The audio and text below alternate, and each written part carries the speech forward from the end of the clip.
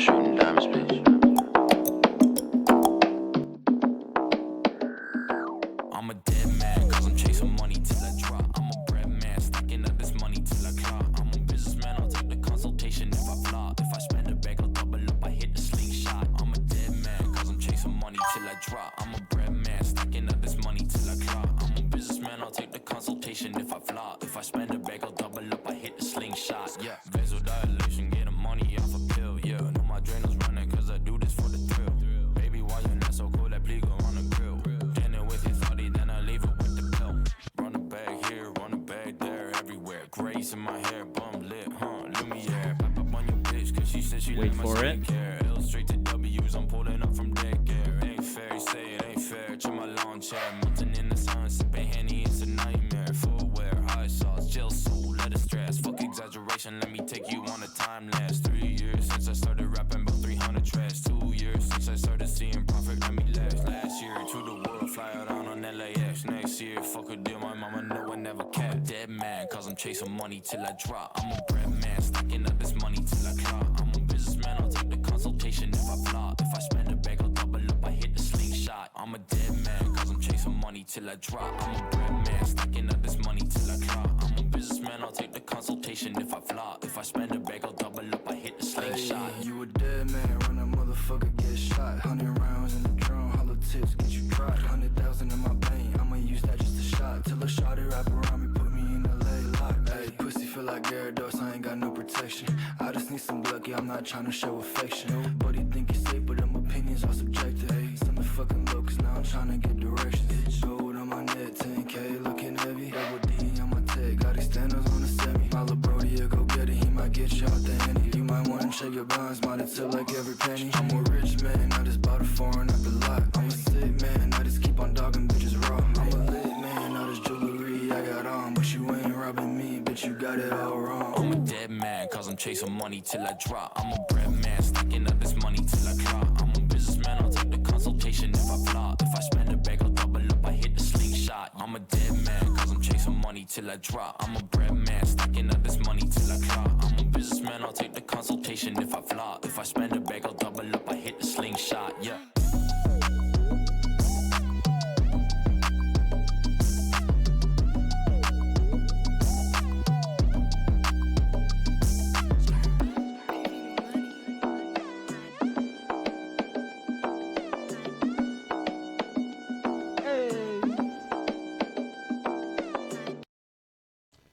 Okay, so that was for all the VOD watchers, if they're whatever. That was muted. I know. That was Baby No Money playing in the intro. And yeah, I was just vibing out to that for a second. So, thought, what the hell? Let's go live today. Had a decent early start to the day. And you know what? Let's not start off quite super serious. We're gonna get into the deep shit soon enough. For now, I would start off with something to kind of set the tone, you know? And Xerbia here is not exactly a professor of philosophy, is one, as you would say. Or even like the other guy from Wisecrack, who's not on Wisecrack anymore and just does normal philosophy videos. That guy's got a PhD in philosophy. But what Xerbia does have is a way with words. And just a really great videos in general. So, anyways, here's a quick story of Western philosophy. In the beginning was the Word, and the Word was... What? I don't know. Bird? Omelette? Vajazzle? Who knows? But there was stuff, and some guys in ancient Greece wanted to know why there was stuff. So they invented philosophy, which means literally love of wisdom, or in some translations, I hate this degree, but science had loads of numbers in it. Now, to begin with, there were these guys called the pre-Socratics, and they mostly... No, that was me a little bit. But then I hated metaphysics so much. My professor was... sat around pondering stuff like, what is the nature of the universe? But speaking of metaphysics professors, that reminds me of something that I will bring up in just a moment here. What regulates physical processes, which slave should I pork next, etc. And that was fine, but everything really got going when this guy turned up, either called Now, I promise, I have a point with this video.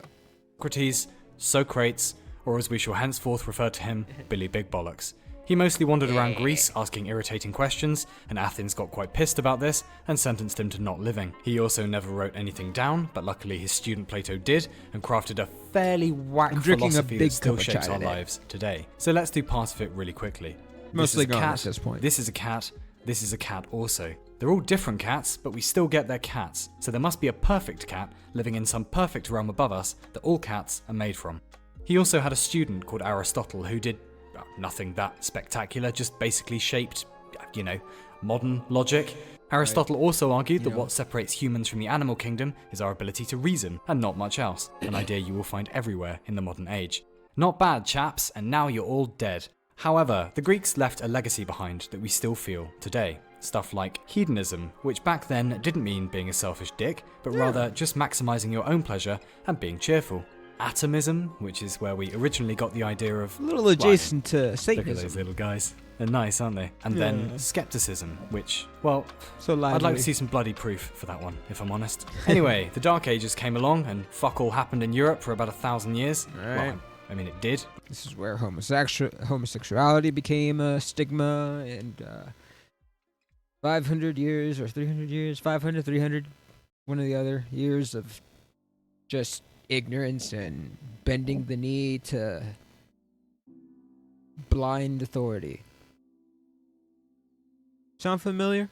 Obviously, we're just not going to talk about it. And around the 11th century, universities as we know them popped up in Spain, France, and England represent. And for the next few centuries, everyone was into this thing called scholasticism, which was basically quite gaudy and was all about trying to marry ancient Greek thought to Christian thought with, shall we say, varying results. This bloke St. Anselm came up with the ontological argument for the proof of God, which people still use today, and it goes a little like this. Imagine a perfect video game. The idea of a perfect video game would be even more perfect if it actually existed, which would make it super duper perfect. Therefore, a perfect video game must exist. So where the fuck is it, Gabe? About a century later, we get Occam's razor, which goes something like, why is France a thing?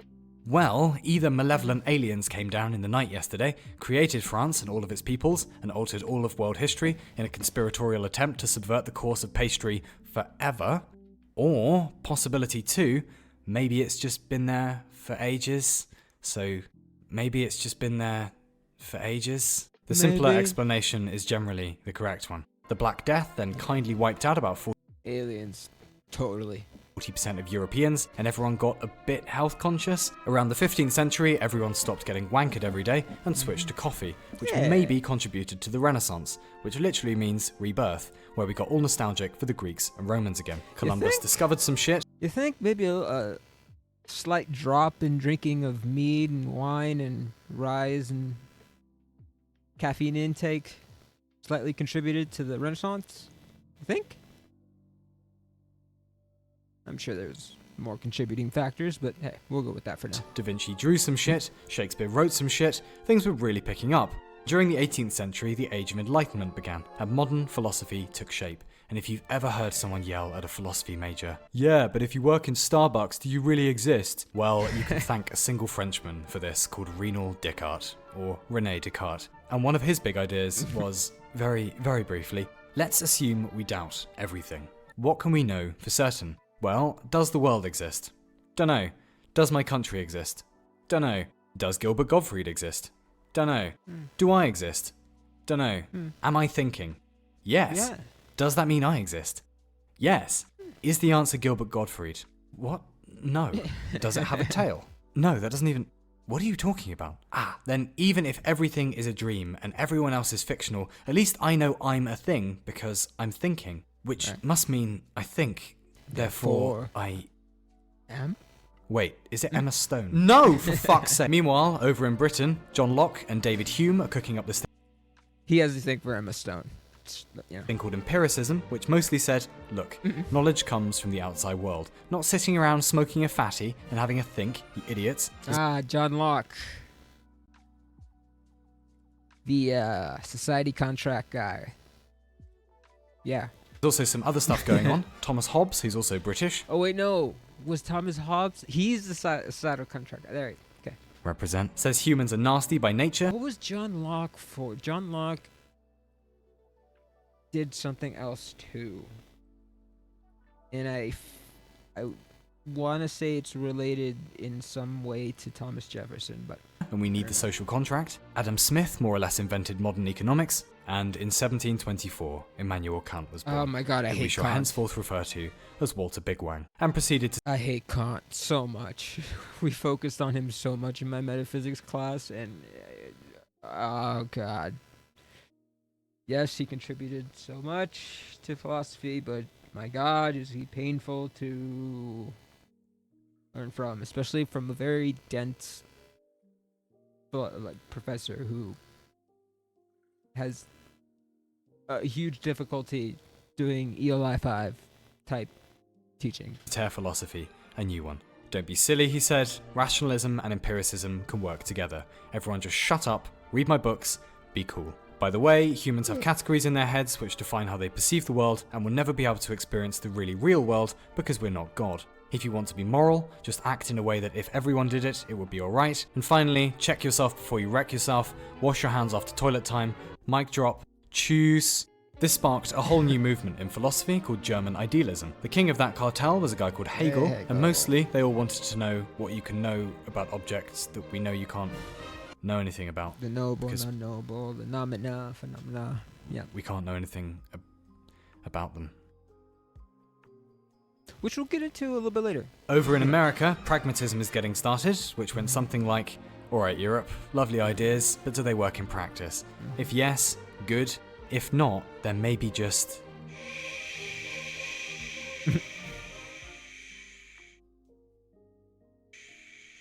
Shut the fuck up. Natural philosophy, which was the study of the natural world, by then is being called science. Science also now has the scientific method, the basic rules of which are, if you notice weird shit, Yeah. think about The one thing that separates religion from it. It's the scientific method. why it Evidence. happened. Test your theory. If your theory works, let other people check it, and if it doesn't, then yeah, well done anyway. As opposed to faith. Have a biscuit or something. Meanwhile, German philosopher and all-around nice guy Nietzsche hated everyone, including God, who he killed, and said that civilization was heading towards And, catastrophe. hey, he and there's said no we structure killed to the them. world except what we give it, which will be important in a moment. To be P.S. fair. Nothing means anything, and we're all gonna die. And we're into the 20th century. By now, philosophy has official categories, namely epistemology, can we know shit? Metaphysics, how does shit ultimately work? Ethics, how do we know good shit from bad shit? Logic, how do we reason shit? And aesthetics, why does shit look so nice? And there are loads of new movements popping up, such as existentialism, which said, look, you're free in the world, and that might suck, but just roll with it, mate. You can define yourself. And people started asking lots of questions, like how does sentience work? And are there such things as human rights? And no, seriously, is it Gilbert Gottfried? And there's this thing happening called postmodernism, which, well, it's hard to... Yeah. Okay, And now transhumanism is a thing that's kind of picking up steam with this whole AI boom, and that's a whole other can of worms. so there was modernism, right? Look at this. It's modern, isn't it? There are rules and form and stuff, and eventually some people got bored of it and said, well, there's no real narrative to anything, and everything is interpretation, except for that statement, for some reason, and stuff like this happened. And this. Yeah. Yeah. Anyway, yeah. So, where are we now? Well, recently, philosophy has largely boiled down to moral questions. Is abortion alright? How should you run a society? Can we use science to determine morality? And that's the state of things today. These Okay. days, science is hoovering up lots of big questions that started in philosophy, like what is matter made of, and how do living things work, and stuff. And even if you think philosophy has no purpose anymore, that's fine. But it did once. There was a time when it was the mother of almost all knowledge, and if you should be so brave, or silly, as to embark on your own undergraduate adventure in philosophy, and people wish you all the best with a future career in telemarketing, just quietly remember that there is yet work to be done. We still don't know what we're doing here, consciousness is still a mystery, the origin of matter is still a mystery. So you hear that? We'll get Dad, there. with reference to all your bullshit. Dad? Well, yeah, I might be nearing 30, and fine, I picked the wrong degree, I get it. And no, I still don't know what the stock market is, or when the post comes, or how to shave my testicles without inadvertently castrating myself, but by the power of Grayskull, if someone held us up at gunpoint and shouted, "You better extensively explain Aristotle's position on dogs, or you're both fucking dead," let's just say I'd be walking home a hero that night. the So power put that of in your Grayskull. pipe and smoke it, Dad. Not so fucking funny anymore, is it? Dad. Who's laughing now? Dad. And if you could maybe just hurry up and send me that money for rent, that'd be great. Alright. Lovely, lovely, lovely, Exerbia. So...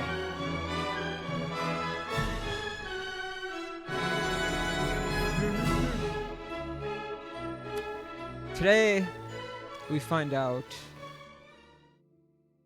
of just, the loveliest things. As you might have heard, and as I may have briefly covered last stream, certain person by the name of Charlie Kirk was assassinated.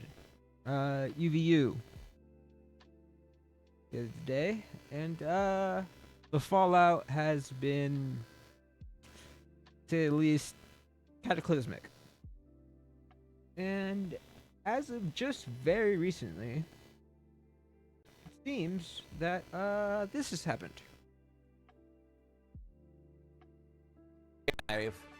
Off the air indefinitely. This follows a controversy. Sorry.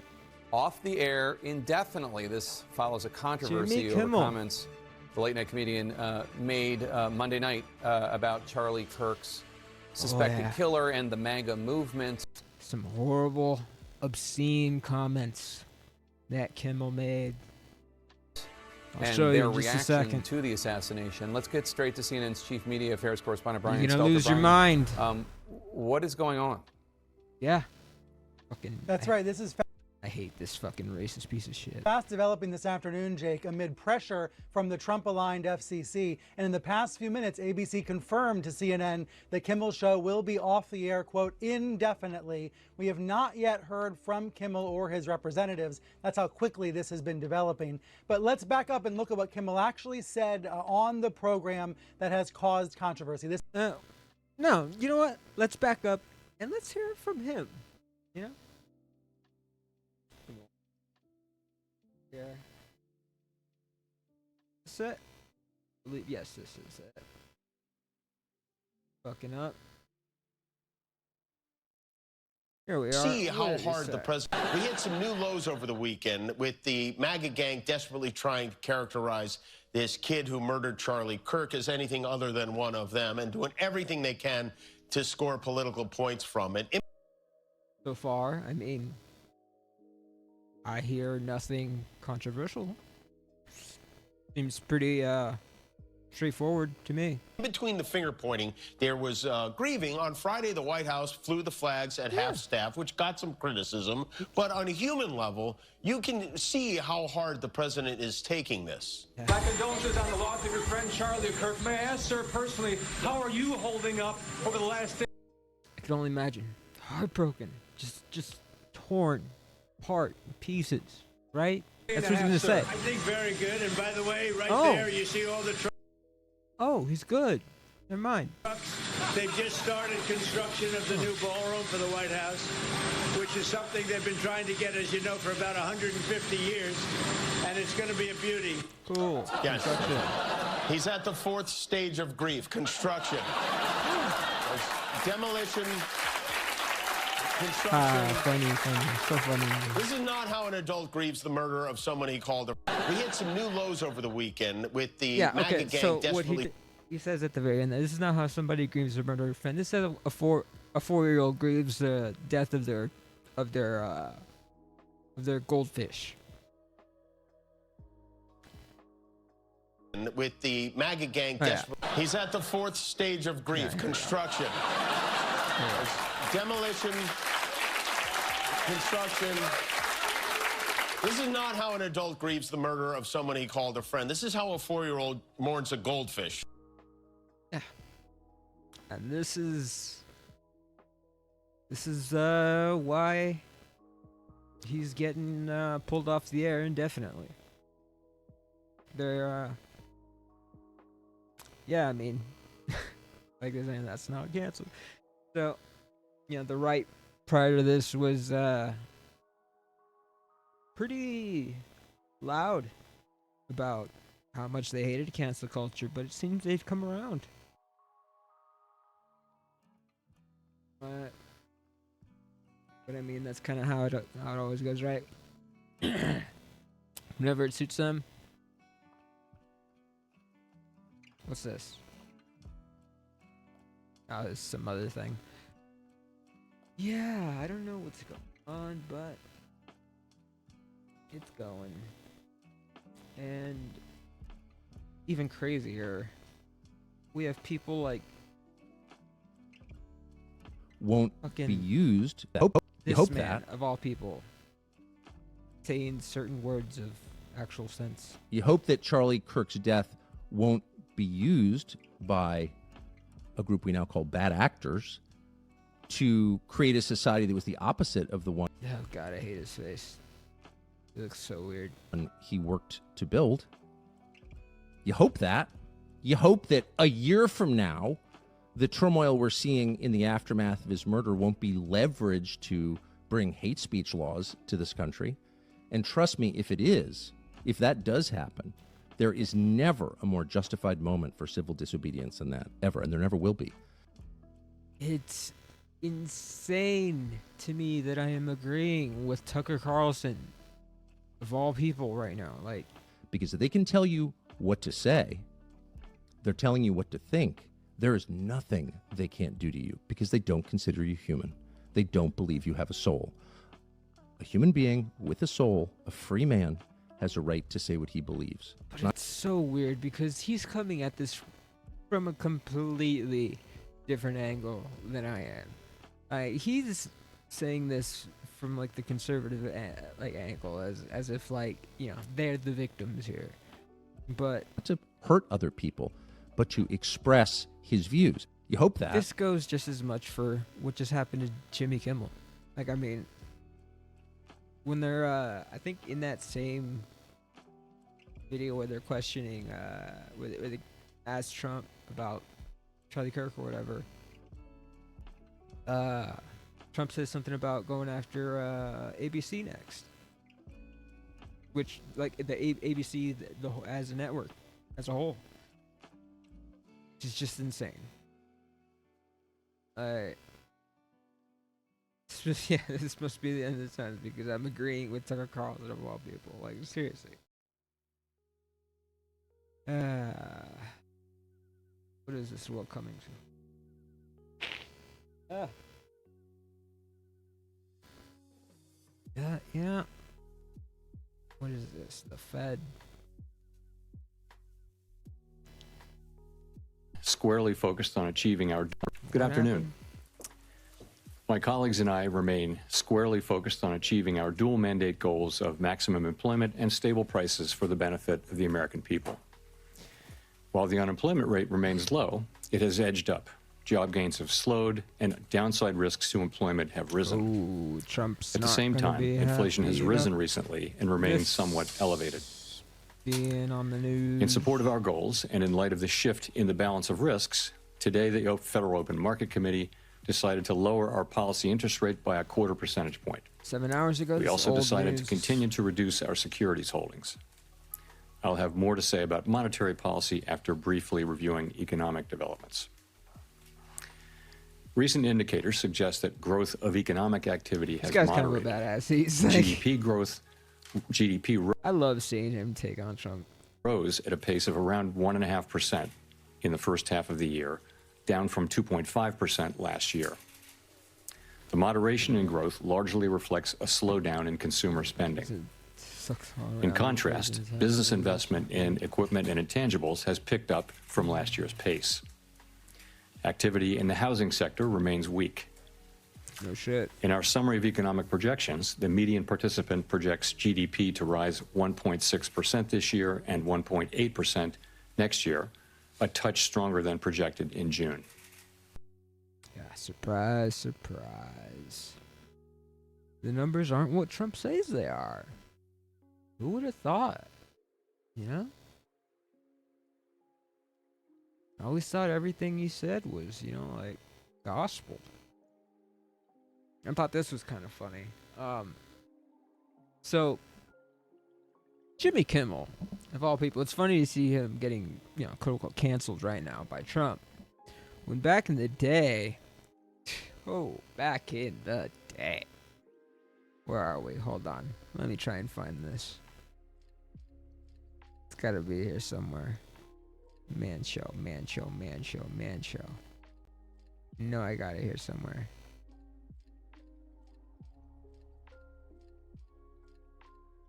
It's the Man Show. Alright, you know what? I'll do this instead. Oh my god. You really gonna make me do this?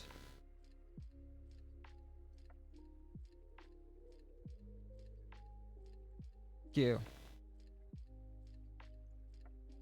I hate these stupid captcha. Those are the worst.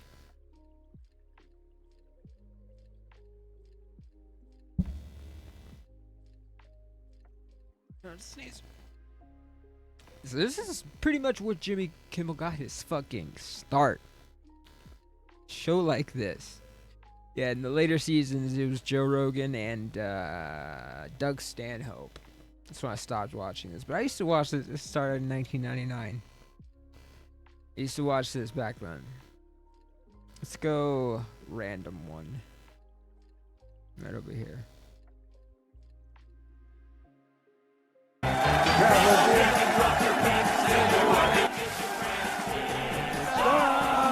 Show. When you're driving wide apart, take your favorite private part. It's the Man Show. It's a place where men can come together. Talking girls on trampolines, cyclists and road. It's the Man Show. And now the host of the Man Show, Adam Carolla and Jimmy Kimmel. Man. And I have a reason for showing you this, okay? More than just to show you where Jimmy kind of got his start, right? Who's your daddy? Adam Carolla here. Jimmy Kimmel. They were obviously good friends at the time. Probably still are.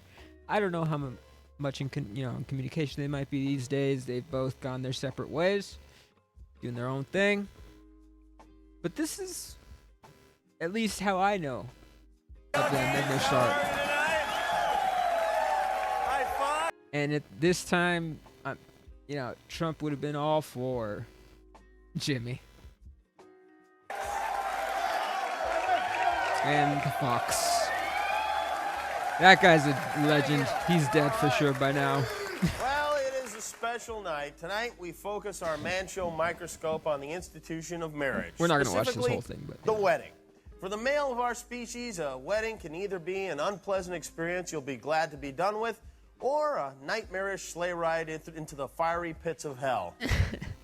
You can see he's still kind of like getting used to the whole reading off a teleprompter or something. Sure, the more painful it is for you, the more perfect it is for her.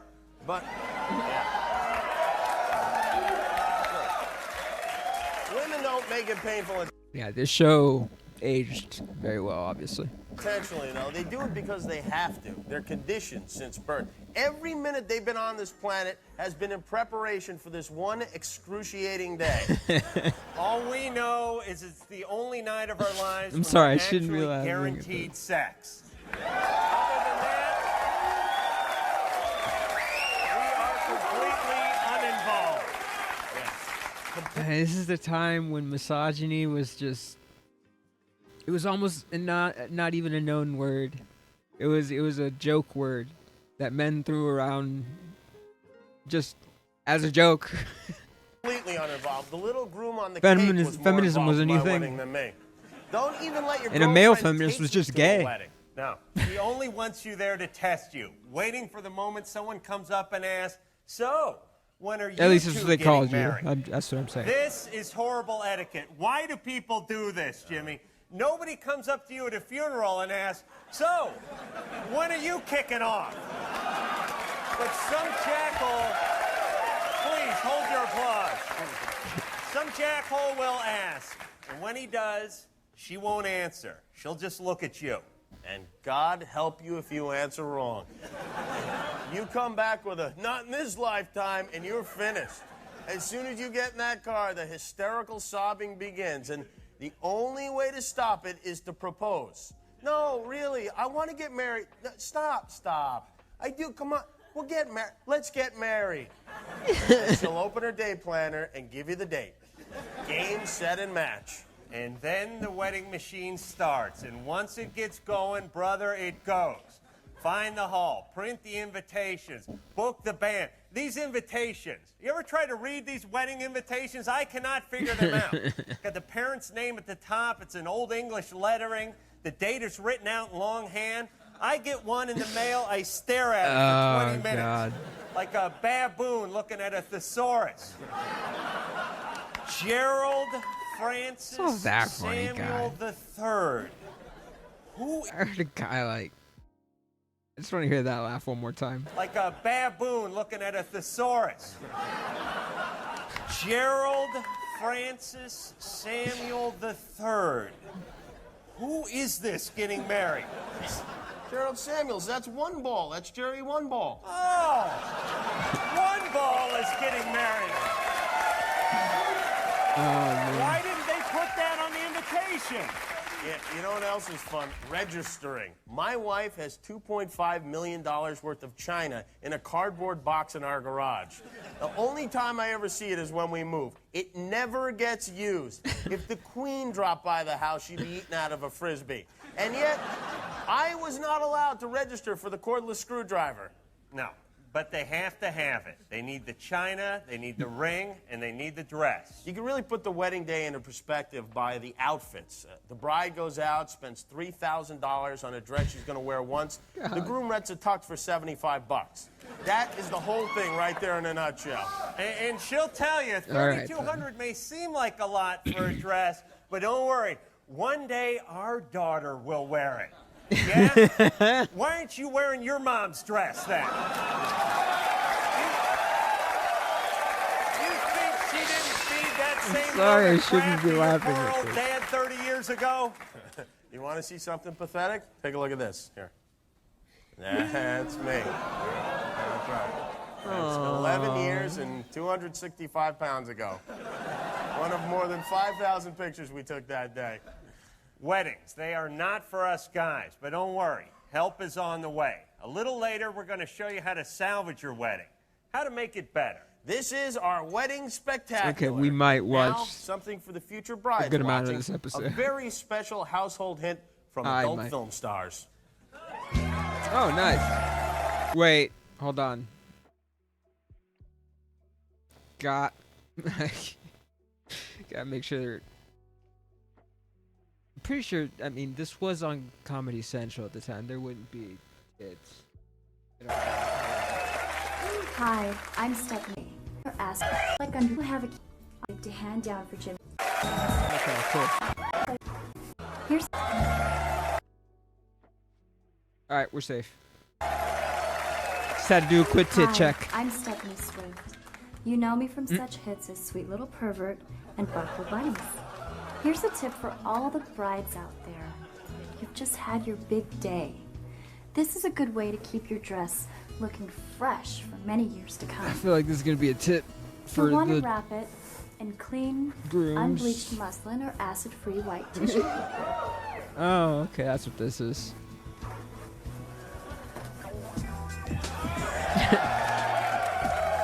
That's all this is. Okay, I got it. Place it in a sealed box.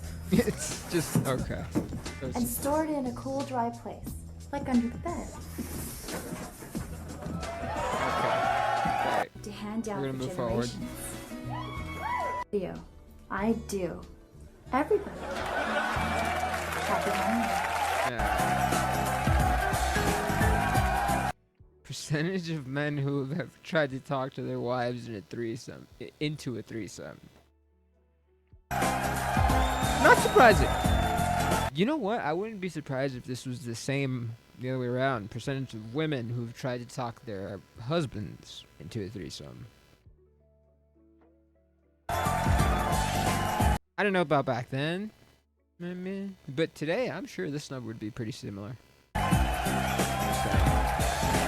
But anyways, we might come back to this. My main point for showing that is to show I asked a bunch of doctors from different medical specialties what's one natural remedy that they swear by. I'll go first. I don't know why I have this open still. Okay. Anyways, oh yeah. So where at? Yeah. So Jimmy Kimmel, obviously, if you watch his show, you know where he's gone politically. You know, in what direction he's gone, at least politically. At least since that time, since 1999. Doing that show, obviously, his sense of humor, his style has changed dramatically. And his whole demeanor on camera has changed, and he's, I wouldn't say radically a different person, but noticeably a different man than he was, obviously, 25 years ago. Adam Carolla, on the other hand, in 1978 amid a dispute with British owner Unilever.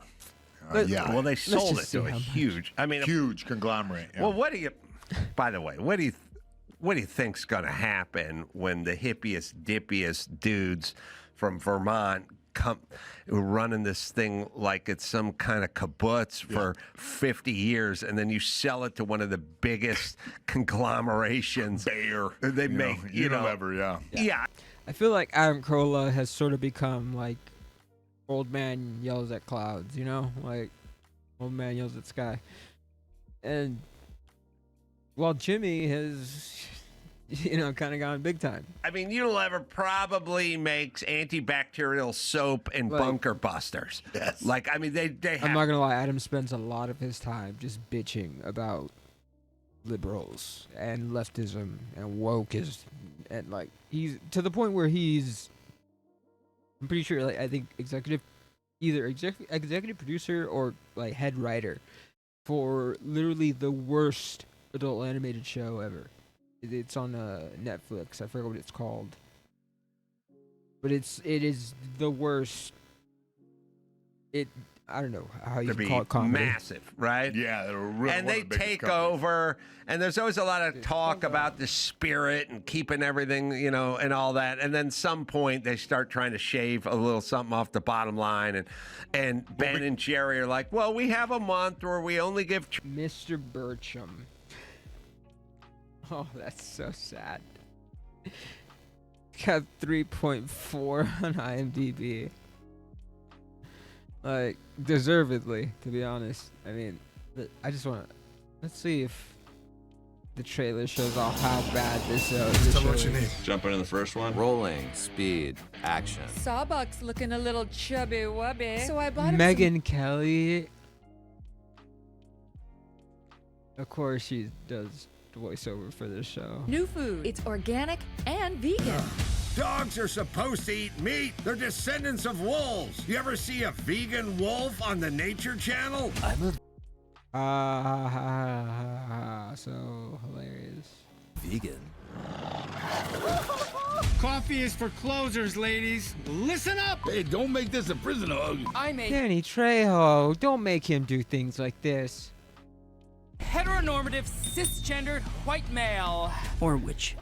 You can do that and make it funny. You can make fun of, like, these kinds of people in a funny way. This is not the way to do it, though. I apologize. apologize. I'm black, and that used to be enough, but I'm also bilingual, and I'm non-binary. We're the Army. We drink more before 9 a.m. than you Navy pukes do all day. Sorry, Roseanne Barr, of course. Rubbed all the fur off his emotional support ferret. The damn thing looked like a four-legged penis. Yeah, as you can tell, it's a hoot of a show. Charity and work. Look at this, Adam Carolla, Brett Cooper, Kyle Dunnigan, Megyn Kelly. How did they rope Danny Trejo into this? Two words that should never go together, like women and opinion. No. I want a burly man. They're salty and make me dizzy. Sorry. God, it's so weird. They named him Eddie. Gross. No. I just need to find a thing Why to would fix you my accept gaming this chair. job? No, I guess. Free money. Bullshit ass show that most people aren't gonna. Nobody's gonna see your face. So I guess it is a horrible show. I could barely get through the episode. I think it's on Netflix. Really bad. Chocolate ice cream to people of color for free, and then Unilever goes, "You know what's just gonna fucking cost us?" And no, this we're is not what he doing does that on his shit. free time. He bitches And that's like where the this. trouble comes. Yeah, definitely. His stance on Palestine was definitely a factor in this, and he stepped down from the company that he started. All right. Yep. Next up, wait, is Jerry still alive? Ooh, Yeah. I'm not sure about that. Pretty sure they both are. Because those guys are buddies. Like, I don't feel like they would... Jerry is alive. Yeah. Yeah. All right, so why... Ben Cohen is also a really big Palestine advocate. Yeah, and recently, because Unilever is like the parent company of Ben & Jerry's, they refuse to honor something that is in the contract that they have that, like, basically allows them to remain in control for the most part of where, more or less, of distribution and shit, whatever. But Unilever had kind of found a sort of loophole where they sold some part of I'm butchering exactly how this went down, but they sold some some part of the company to some guy in Israel, so it would be in Israeli hands. Ben Cohen, obviously, and Jerry too were not cool with this. They're both like BDS, whatever, and they wanted to. They ordered for any Ben & Jerry's products to be taken out of the West Bank. And Unilever, I guess, allowed them to continue doing it. And so I'm pretty sure they sued over it. And I'm guessing, I don't know what's going on, but as a result of something, Jerry quit. Yeah. Ben, you're asking if Ben is alive. Oh, sorry, Ben. Yeah. It feels like they wouldn't. They're Matt and Trey of ice cream, right? That's been said many times, but they've been together for a long time. I feel like if Matt stepped away from Comedy Central because he didn't like where the direction they were going, Trey would follow unless Trey was dead. Yeah, right. I don't know. I'm gonna check that. Actually, I didn't look into. We'll it. see if both of them are alive. But either way, they are both alive. There's something sad and weird about old hippies, and maybe it's just because of my mom. But it's something. Oh God! When I see like the dude with the gray ponytail and he's still driving the VW bus, and I'm like, oh God. Yeah, the shirts that they wear. Both still alive. They're Afghan shirts. Yeah. Yes, both still alive. All right, so one of them stepped down. All right. Yeah, it's over with. Is Cherry Garcia or Funky Monkey? Chunky Monkey. Those are the two best ones, right? I mean, I'm into Americone Dream.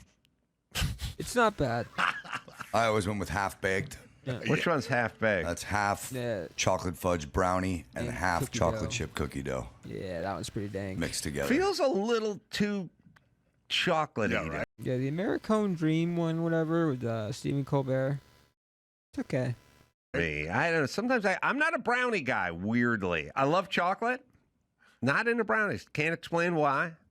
Don't Okay. like it for dessert. let's My move on. mom, Yeah, she was big apple pie. before, for my boy, along the way, He's and old, though. she got to what's this? cooking, man. Yep. She knocked over Thanksgiving. Where was Aunt Jemima in this mix? She's in the cupboard where they belong. Getting terrorism okay. charges. Not surprising. All right, what else we got? Luigi Mangione, top See. terrorism charges thrown out by the judge in a state case. Massive blow to the DA. Oh, they were tossed Okay. out. Nice.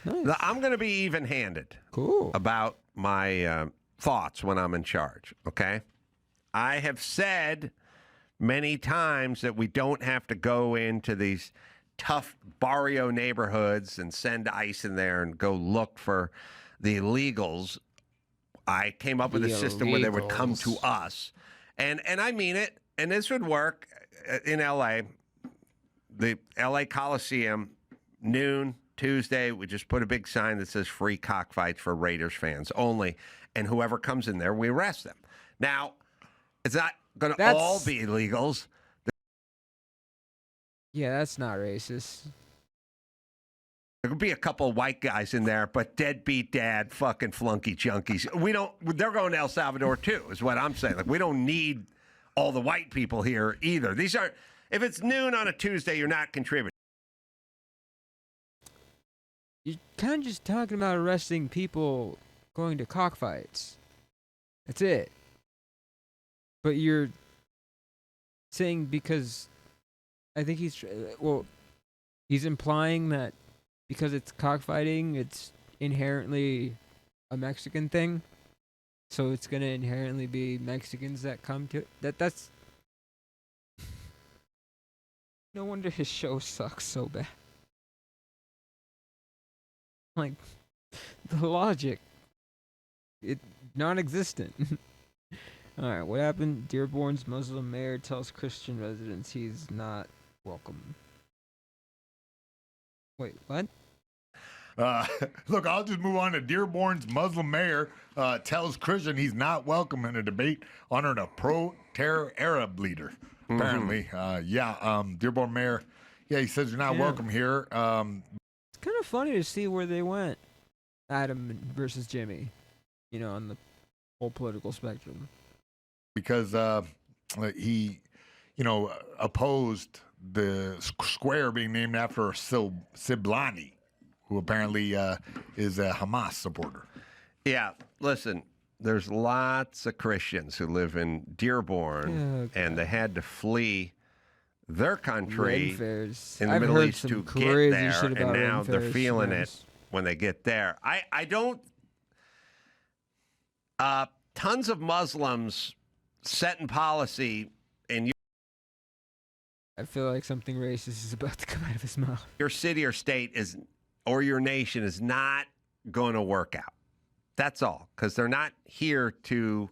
Hold on. Let me hear that one more time. There's lots of Christians who live in Dearborn, and they had to flee their country in the Middle East to get there, and now they're feeling it when they get there. I don't... Is he implying that they left because of Muslim people and not because of the conditions in the country that they left?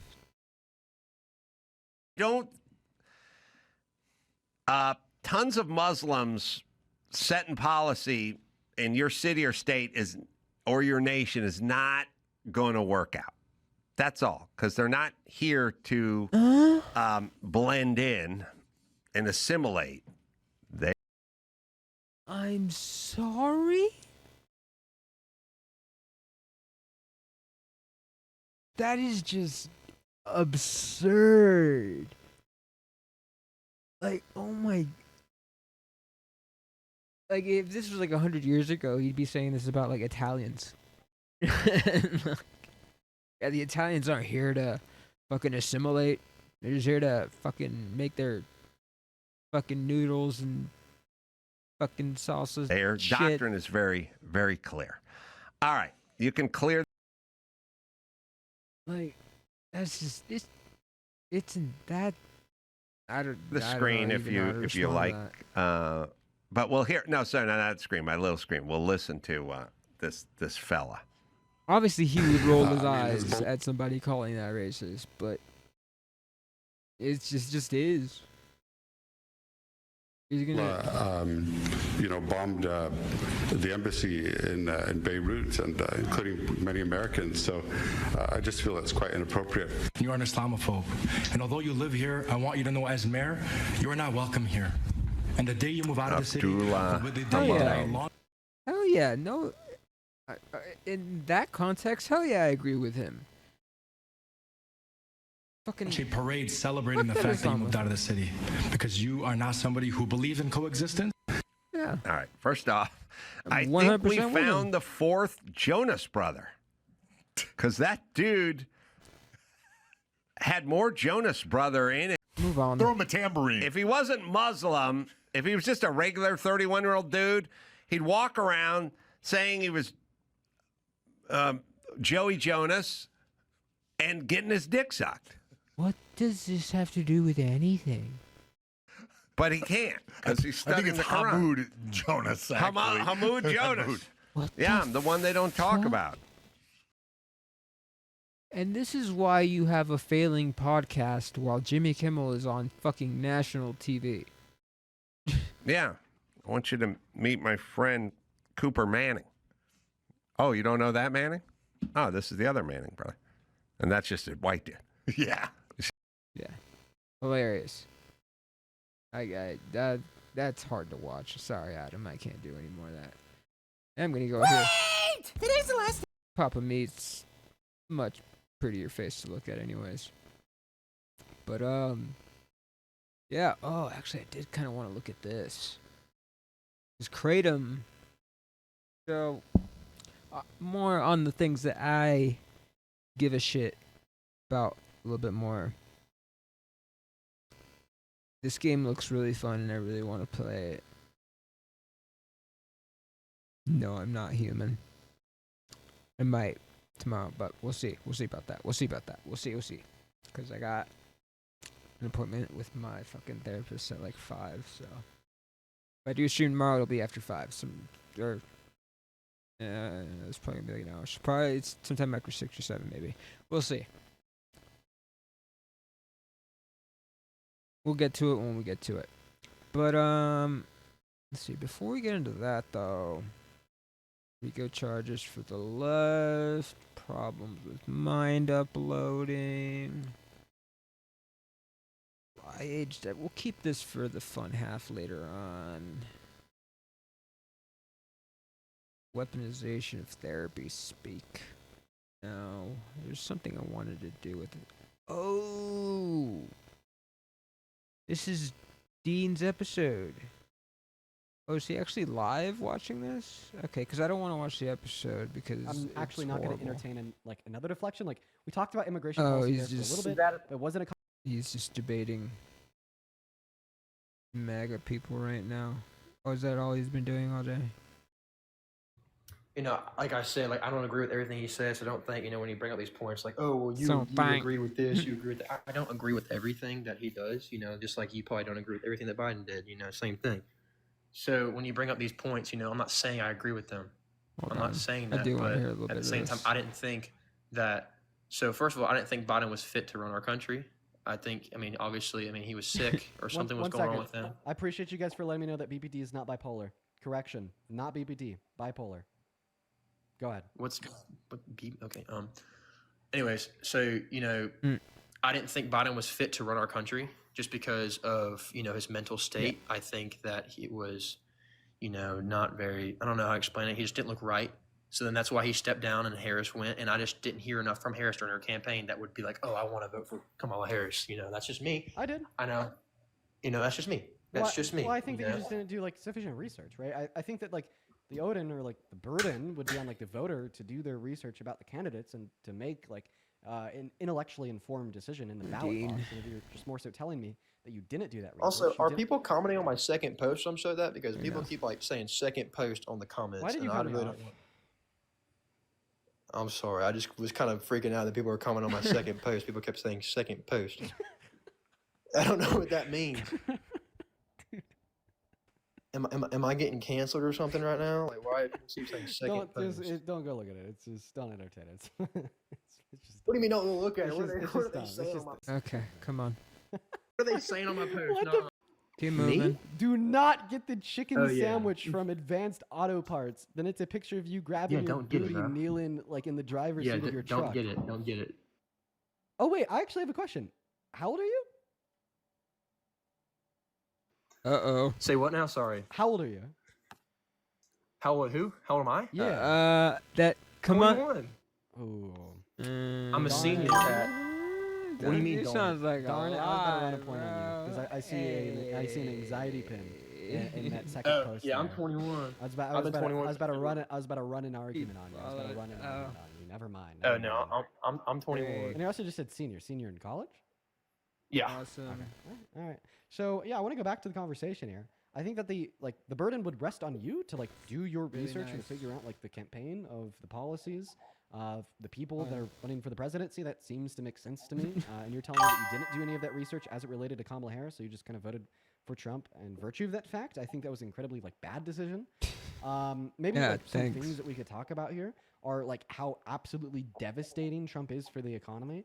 You know, under the big beautiful bill, which was the most expensive Yes, I would policy love your ever signed into law bots. by the American Congress in our history, Bot me, clocking at please. $4.5 trillion. He defunded and gutted Medicaid by Dumbass. $1 billion and kicked 10 million people off of it. That's All right, terrible. what's- Medical what's and he legal doing experience now? that I hope nobody else has to suffer. Sommer, that is literally like one of like the worst experiences I think an individual can go through. Are they talking about I'm Jerry? so Come on. sorry that happened to you. And that is just one other reason why having good effective policy on women's access to healthcare in America right now is so important. I've been pressing this since before the election, and I will continue to press it today. Oh, what's he talking Women's about? access to abortion is more important than Oh, any of you guys okay. think. Okay?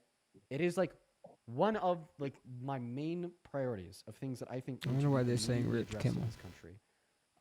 And a lot of people like obviously treat it as a priority because it is, and I think that we on the left have our political priorities, and that's one of them. But I think that it should be one with a higher level of priority. Like I think that like women's access to healthcare should be something that is talked about significantly more by more people, Wait, what's that? and is something that we're always pressing the government for or against. Like, dude, 66 million American women and girls do not have access to abortion in America today. And It's that really is bad in the South, so especially. ethically terrible. So ethically terrible. Yeah. Mary, thank you for the galaxy. So go ahead and take it away. I think that where we left off, big, thank you for the galaxy. We left off and you were telling us. Yeah. Oh, wait. Bree in the what? chat says you don't fight for it. Bree, go watch my video with 44 million views announcing that Trump won the election. The first thing I bring up is the fact that women are now going to Impeach Obama. It is something that I've been pressing since the election so heavily. Speaking of Obama, anyways, back to you. actually. You told us that you think that Donald Trump is honest and he speaks his mind. He told over 30,000 confirmed lies during his first term, and he told the largest lie that any sitting president has ever told with his denial of the outcome of the 2020 election. With his denial of the election, that's a lie. Like that's just an Yeah. opinion, isn't it? No, it's was a lie. lie. because He lost the election, and all the evidence And indicated tried he to lost the overturn it election. illegally. And in the 63 handpicked courts he tried to go to prove he didn't lose the election, told him that he lost the election. And then he kept saying it after Gotcha. he was Learn court something new ordered every to day. not. I guess I also agree with. Wait, I'm going to pause you there. I'm going to debate myself here real quick. I actually might be wrong. That may not technically be a lie, because a lie would be willfully spreading misinformation, and me. Well, he did willfully spread that misinformation, though. Just demonstrating that it's absolutely absurd and insane to believe that this is true because of all the reason we have to believe that it's false is not accurate. Because think about flat earthers. There's just as much evidence to demonstrate that the earth is round as there's evidence to demonstrate that Biden had won the 2020 election. But would I say that if somebody is truly convinced that the earth is flat, that they'd be lying when they said that the Earth was flat? No, because they genuinely believe it. So, Okay, I guess if you're arguing it from that point, it's like somebody being like ignorance being bliss, you know? Like, then that question would go down to, is this seems something just that a little Donald Trump analogous to genuinely that. believes? And I think this would be a conversation where we'd have to prove some type of mental state. And at Trump's age, I mean, it wouldn't be that far off to argue that he's like cognitively declined enough to the point where he's just like a completely senile old man, and at this point believes his own bullshit. Just every last word of his own bullshit. Believes all of it. Would not be surprised if that's a complete truth. I debated myself there, but I just thought I'd add those thoughts on. Go ahead and continue. Innocent perceptions of the world around them? No, because they're not conscious until 20 through 24 weeks. So therefore, if we want to say that it would be wrong or not wrong for the same reasons we think it is wrong to shoot a child, like to watch a child die in school, we'd actually imply that therefore abortion is not wrong prior to 20 weeks. Sure. I have no argument for you there, okay? Holy shit. Boom. Okay. Well, guess what? That's Roe v. Wade. I don't know. I don't know. Roe v. Wade. Oh, that was a good dunk. Access to elective abortion. Oh, okay. That was a good dunk. And then protected women's access to abortion in all scenarios, even after that. So I'm not we just gonna lie. justify, I hate support debate for, lording, the view of the but left and policy that that was compromises the law and nice. something. That's a lie. I did love debate lording when I was in high school, because I was in fucking speech and debate. I did win a first place thing at a competition one time in Flagstaff. That Donald Trump But that was for something completely different. That was improv. Gotcha.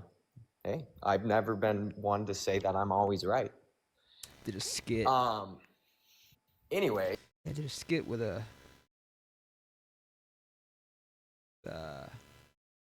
peer mine.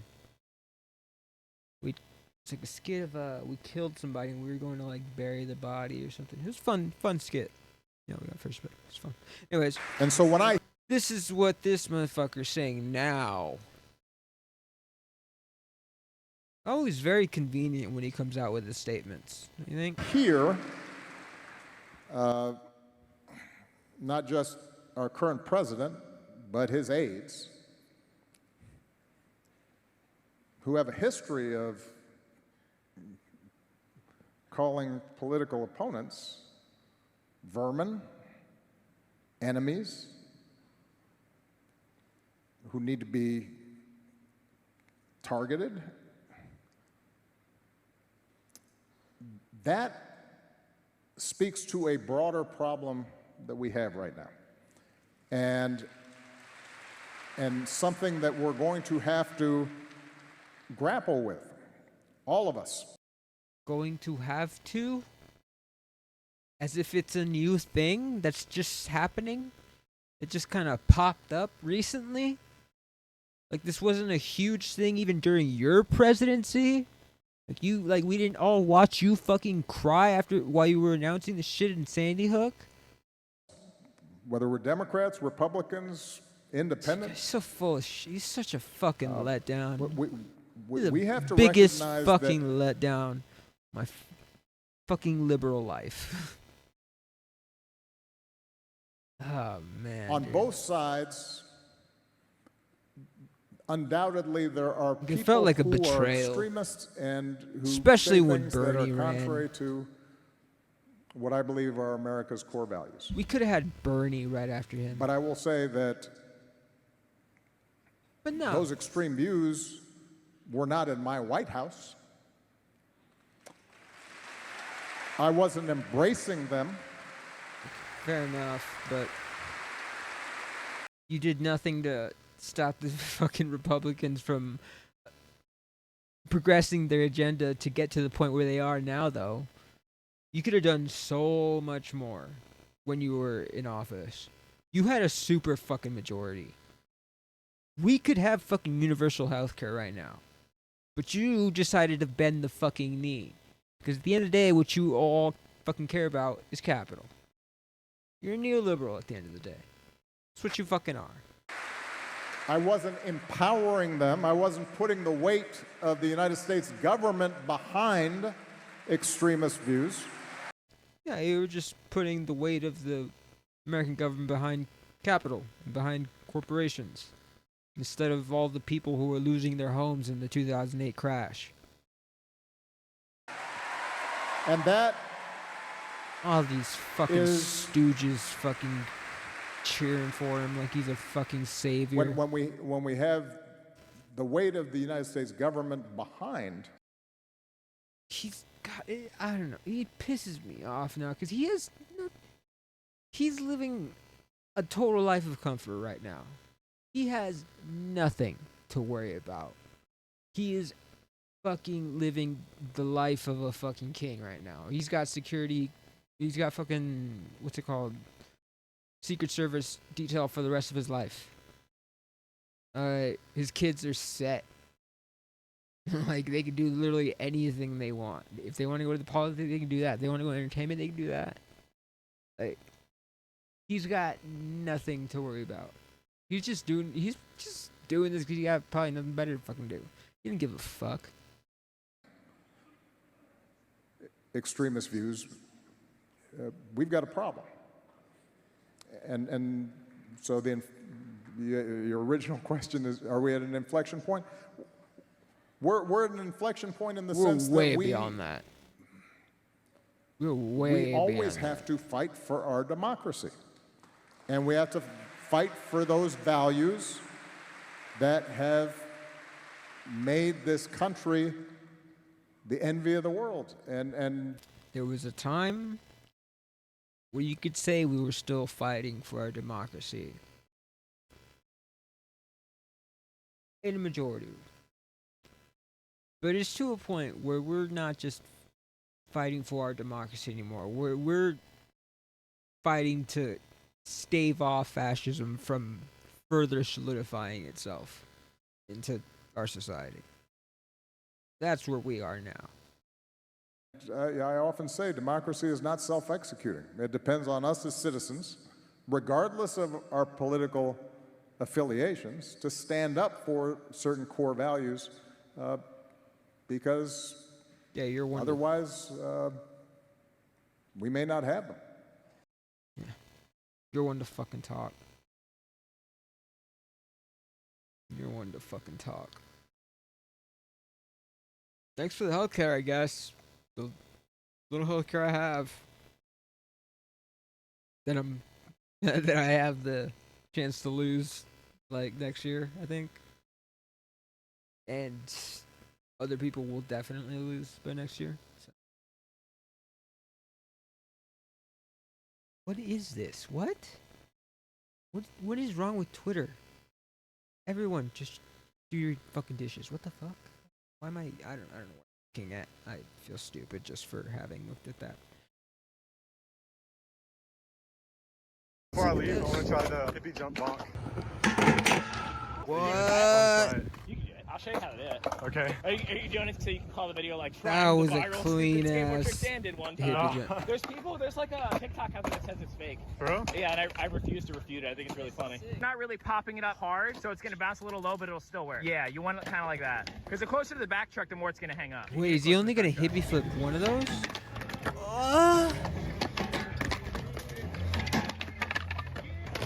That's impressive. That was wild. Before I leave, I want to try the hippie jump bonk. Hippie jump bonk. That was impressive. Aww. There was another short there that I wanted to see. Missed it. Oh, yeah. Guess he covered that right before it ended. Everything about life sucks and just horrible. What? Jesus. Is it that bad? John Stamos?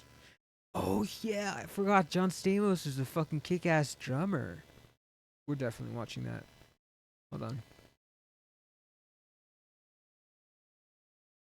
Yeah, it's crazy. ABC's actually bringing the need of that. And even more, I wonder if it'll pop up here. The FCC is calling CEOs of Reddit, Discord, Twitch, and one other that I'm forgetting. But yeah, that kind of blows me away. Hold on. Let's just for a minute, I guess we'll. Yeah, this scares the shit out of drummers. I don't know how your hands are still holding sticks. I know. Me either. Awesome. Okay, hold on. Before that, because it's gonna definitely mute my VOD. What was it?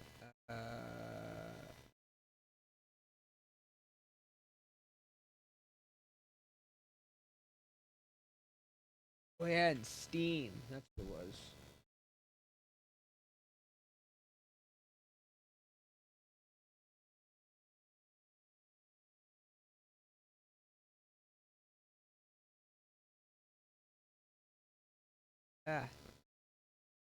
Yeah, so U.S. House panel asks online forum CEOs to testify. Charlie Kirk. Yeah, after Charlie Kirk's assassination, blah blah. House committee on Wednesday asked CEOs of online platforms Discord, Steam, Twitch, and Reddit to testify on October 8th. What a day. Yeah, hearing following the assassination of Charlie Kirk, citing radicalization of online forum users. It's awfully weird that it's, Discord, Steam, Twitch, Reddit. Of all places. Twitch, but not Kick. Where there's recently been a huge fucking wave of, fucking pedophiles, and one guy, what's his name, Rampage Jackson's son, literally almost killing a guy at an amateur wrestling event. That shit was fucking insane. Yeah, Kick's not on there. YouTube, the biggest fucking video hosting platforming site in the fucking world, for some reason that's not here. That's where Charlie Kirk was on. That's where all the fucking right-wing guys are on. And to have Steam on there, what? Why?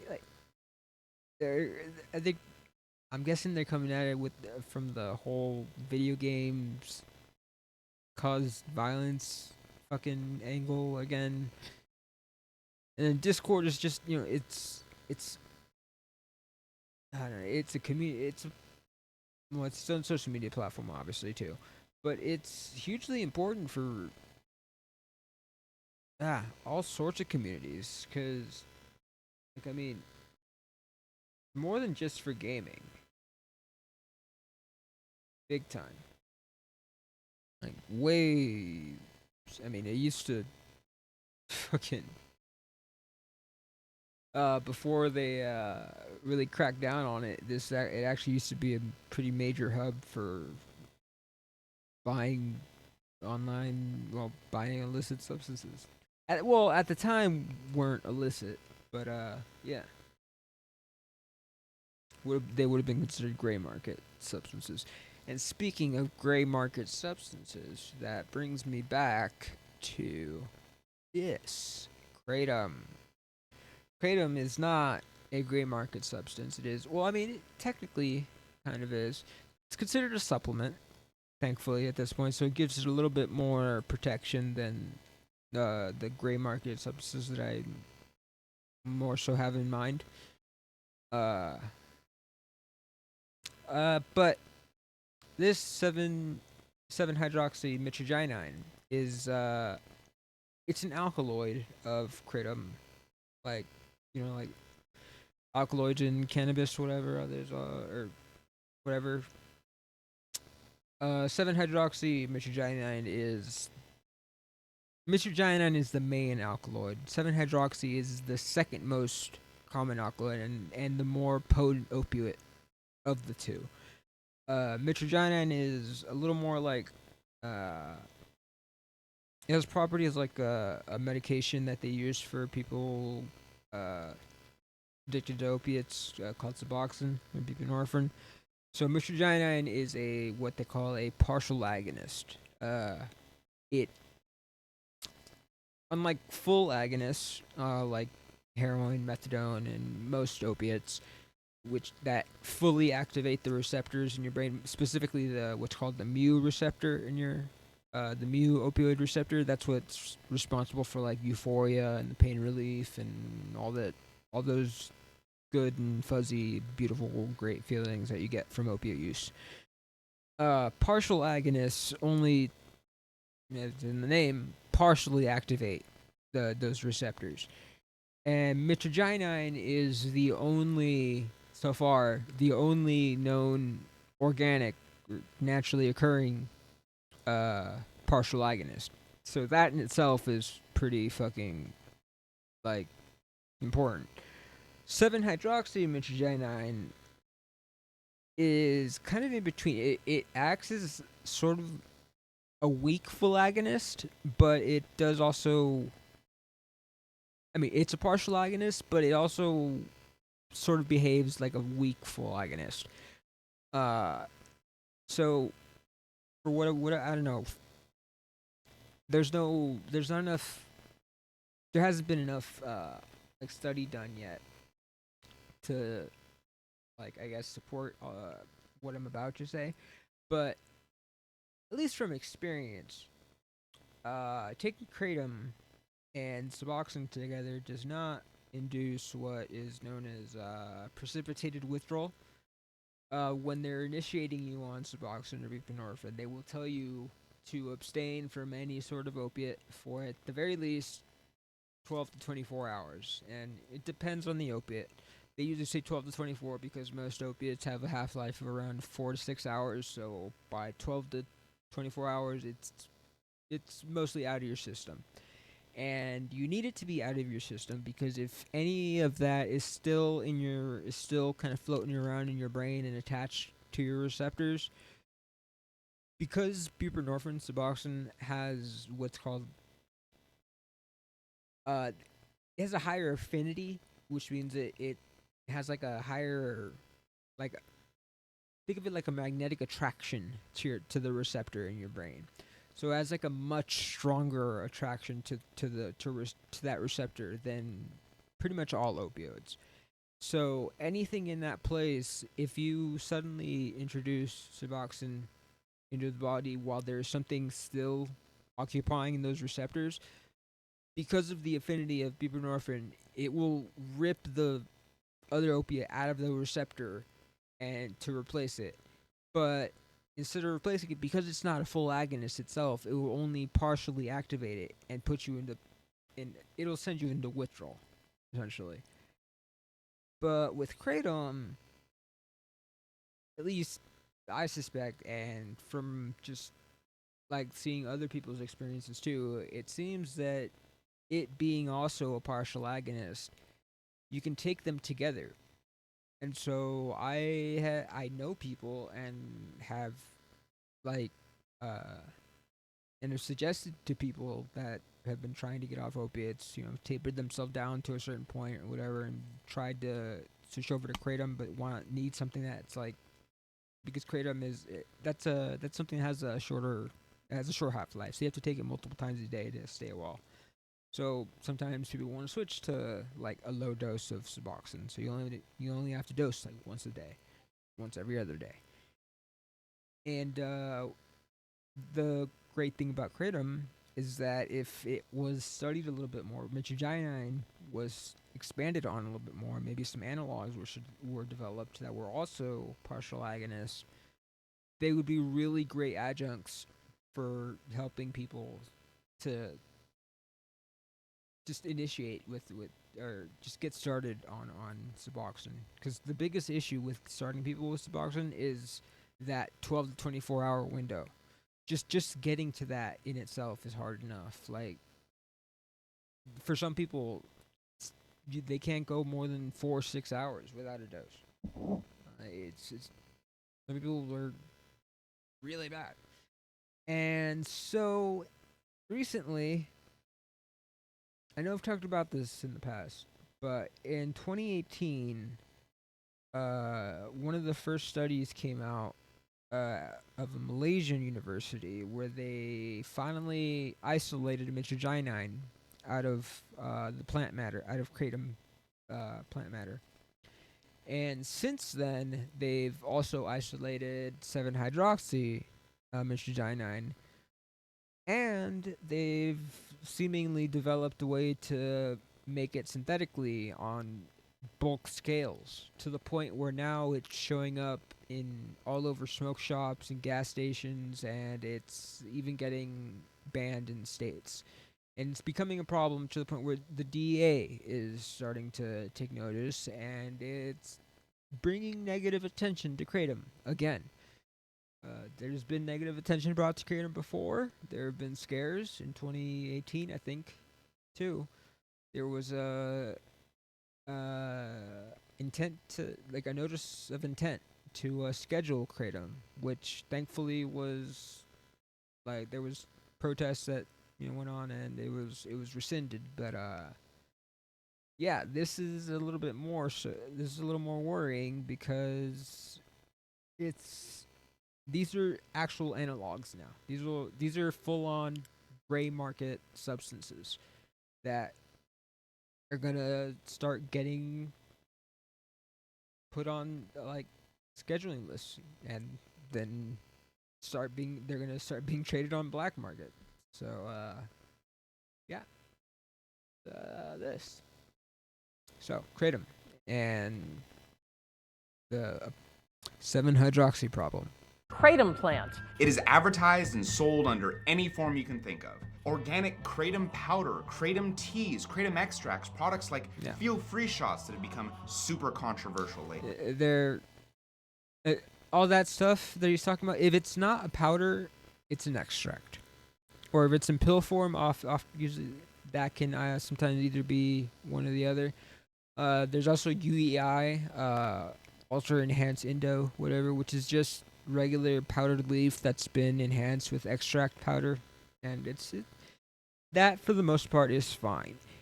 It's the 7-hydroxy isolate stuff and the what they call just pseudoindoxyl, I think is the name of the substance. But that is being sold in combination and in tablet form. And that is what's becoming a real problem right now. And some products, like 7-OH pills, have 7-OH, 7-hydroxy. I don't know why the OH. It's supposed to be HO. But become so controversial that the government is scheduling them next to crack and heroin in Schedule 1 drug classification. They're putting them around schools, they're putting them in our poorest neighborhoods, and now... Of course it's this motherfucker at the... Yeah, it's the last person we need doing this. Oh, they're putting them in every gas station. And completely glossing over the fact that kratom is a hugely useful tool for people that are trying to get off opiates. Like... Surprisingly, this isn't like a left versus right issue. It seems like pretty much everyone's pretty confused on how to deal with this stuff. Doctors, ERs, addiction centers. It's kind of a... This much is actually very true. Back in 2018, 2019, I was taking kratom, not every day, but like a few times a week. Like it was kind of like sort of like my coffee every now and then. Like, and I was kind of getting tired of it, like, cause I noticed that especially like I'd go a few days without it, a few days with it, and the days without it, I'd have a couple days where I'd be fine, and then one day where I'd be kind of like, I feel like shit, and that the next day would be when I'd end up taking some more, and so I kind of started a little cycle of that, and I wanted to stop. And mystery to a lot of people. Comparatively, as someone who's dealt with much more potent opioids and much worse withdrawal, kratom is nothing. And it's a fucking godsend for anybody who's trying to get off of opiates, like I said. And even when I went to India to kick like taking heroin. Yeah. I took kratom with me to India in my bag. And yeah, they checked it in customs. It was fine. And yeah, along with the MMA classes that I took, it was probably one of the easiest times I've ever had detoxing. And largely thanks to kratom. Well, how do we address kratom? Is it the next best thing, or is it the worst thing to happen to our country? Again, God, I hate that I'm pausing so much, but the focus on kratom here is the wrong thing. It should be on how they're marketing 7-hydroxy products specifically and the analogs and what is coming out of them. I'm going to go after this and tell you even further stuff that is even more recent. Like, as of maybe a few months ago, there's new analogs that have just come out. Luckily, I actually know a lot about this subject, so we will answer damn near everything that everyone is talking about. Okay, Is it and I will be here to critique it. an opioid? Is it addictive? How addictive is it? How deadly is it? Can it be good for depression Not deadly at all. Can be addictive, but or anxiety? okay. All that. But on top of that, we can also cover what does it feel like? And if you get addicted, what do the withdrawals look like? It's like typical opiate withdrawal for the most part. Maybe a little bit more drawn out by a few days at most. Like a typical opiate withdrawal is about, like the physical aspect at least, is about a week. Whereas the kratom is maybe about 10 days, a few more days worth. And it's just maybe a little more foggy in the mind. That much is more. But I mean, if it's the only withdrawal you've ever had experience with, it can be pretty shitty, sure. But if you've experienced any other type of opiate withdrawal or any other kind of withdrawal period, it's child's play. I'm very excited for this episode, and let's begin. Funny with enough, if I have some kratom in my fucking Mitragina drawer right over there. speciosa. Yeah, Mitragina speciosa. So, what is kratom? Pronounce it correctly if you're gonna fucking say you know so much about this. Kratom is this. It's also pronounced correctly kratom, but for some reason, ever since it became big in the West, we decided to just start calling it kratom. But it's actually pronounced kratom. Just saying. It's a leaf from a tree. That's it. It smells. It smells like green. It smells very similar to matcha. Actually, Yeah. a lot of people say it smells like matcha. Smells and tastes very much like matcha. It just much more bitter. And I can smell it.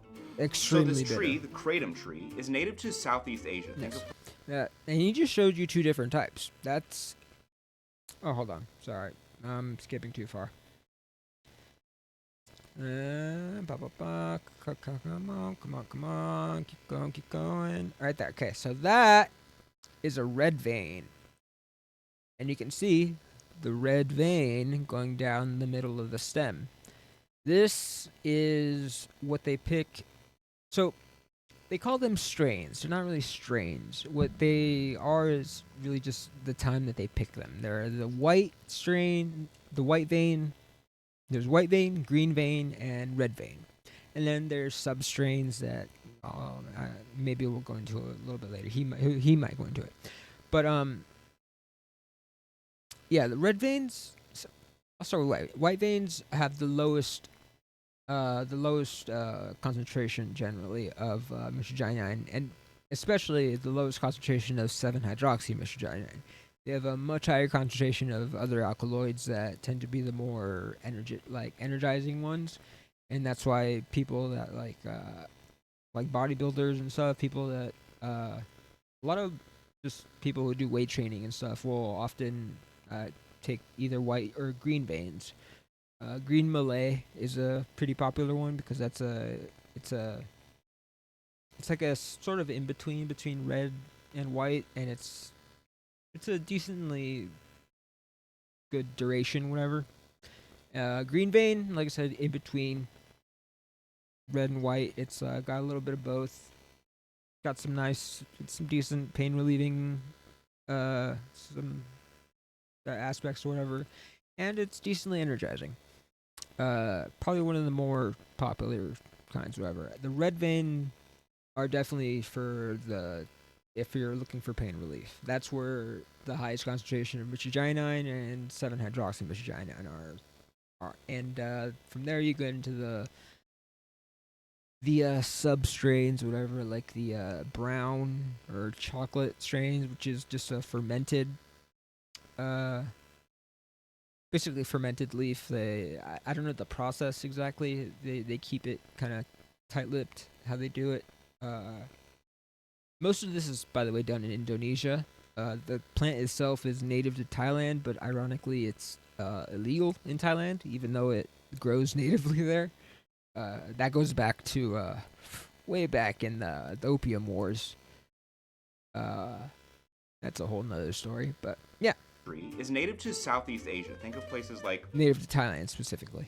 Malaysia, Thailand, Indonesia, and in a lot of those places, what they call it is kratom. That's where we get the name kratom from, a mispronunciation of I'm just going to let him talk for and a it little has bit. been used in those cultures for generations, but in a very different way than the way we do it over here. In Thailand, Indonesia, when you're chewing these things, you're chewing up like around 20 a day sometimes, just like constantly every like 40 minutes. You just pick one off the tree and chew it because you're just out there working in the rubber plantations all day long. It's hot. So this is my friend Soren, and he would not call himself this, but he is like an actual kratom expert. And while I was visiting him, he showed me that he actually had a very rare thing, which is a kratom tree growing in his living room. And why that is That is not that rare. You can actually order plants yourself and grow them.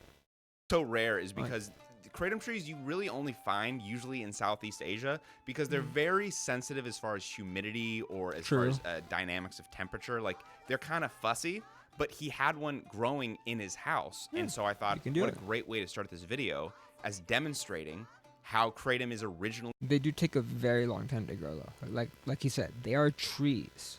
done for generations, like where it's from. Massive Put it in your trees, cheek, too. Sort of like chew on it a little bit and let it in your cheek and sort of just kind of like slowly for the next like 2 minutes, like expressing saliva in and out of it.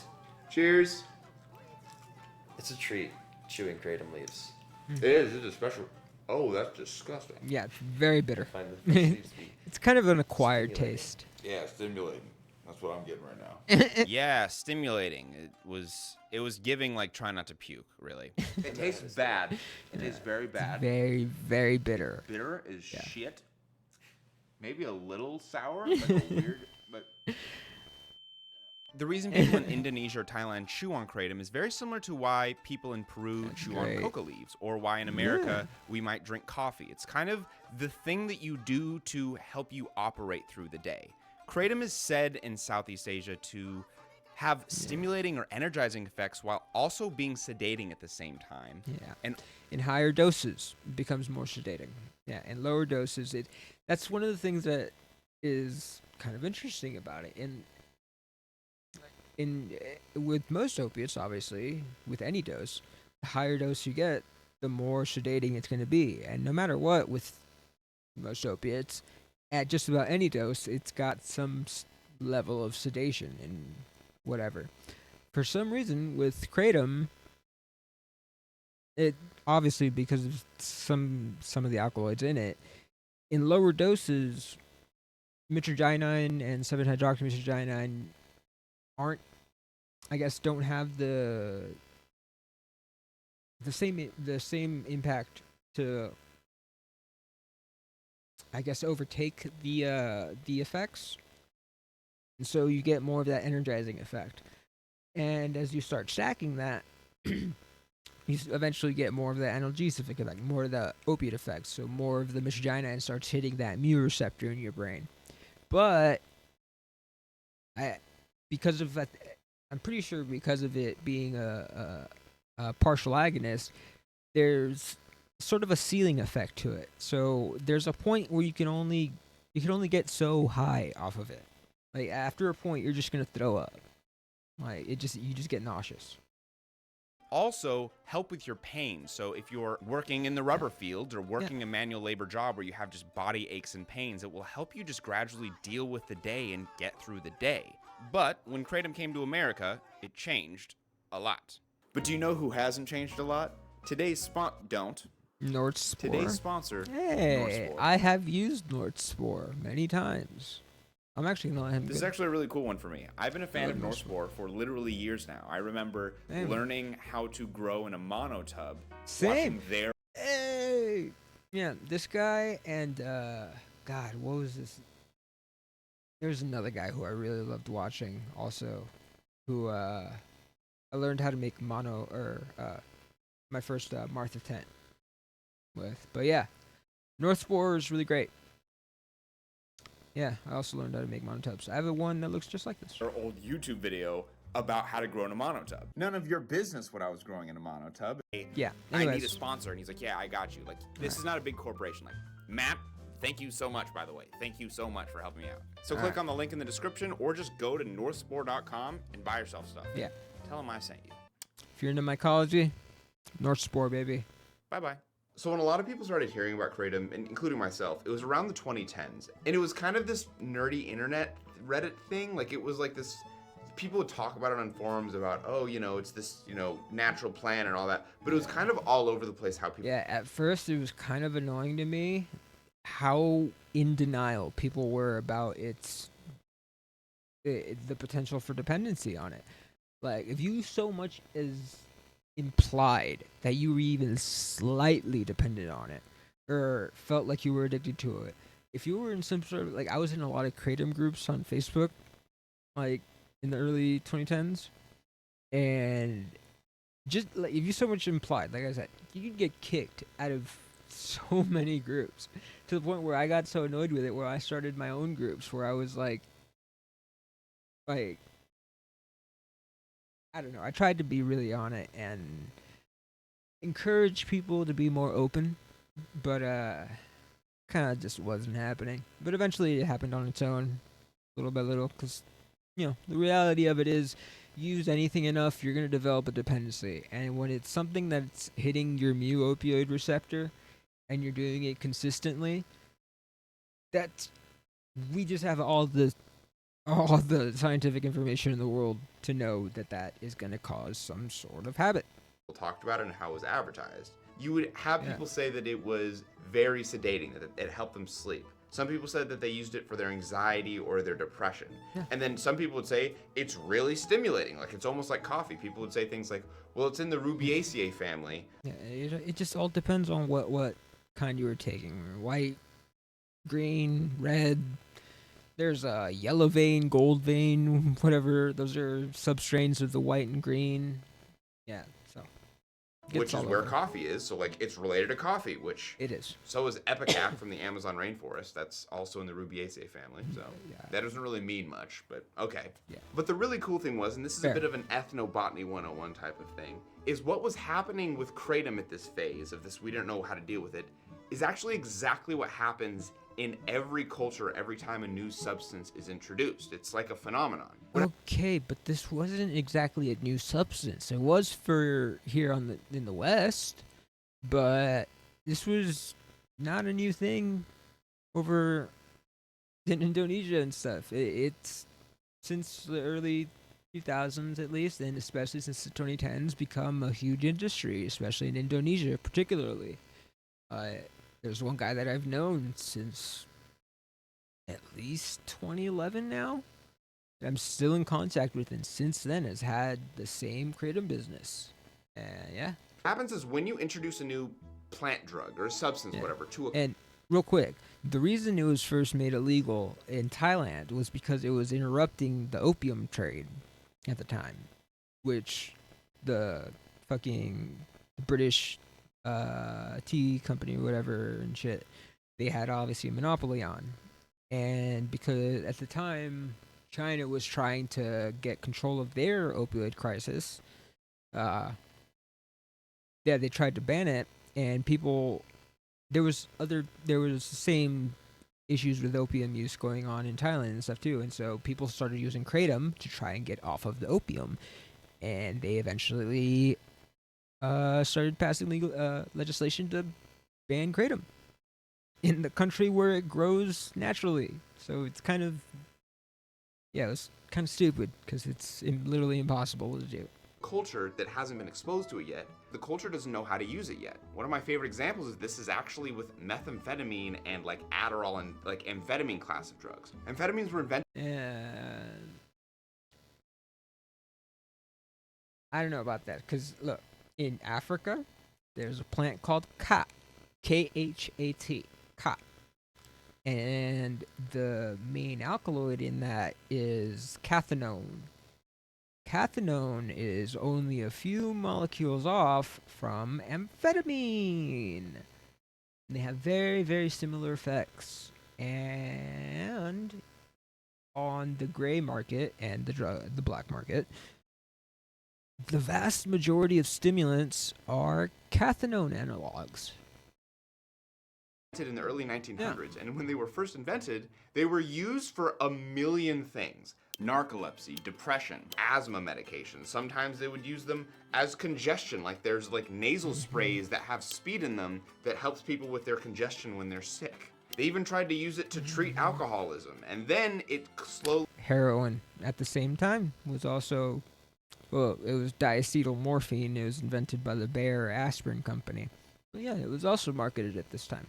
Changed, and then it became, oh, we're gonna use meth and amphetamine for like weight loss stuff, and for decades it was used as weight loss medication. And then finally, we in our culture have settled into the point where amphetamines are kind of seen as this medication for people with ADHD, right?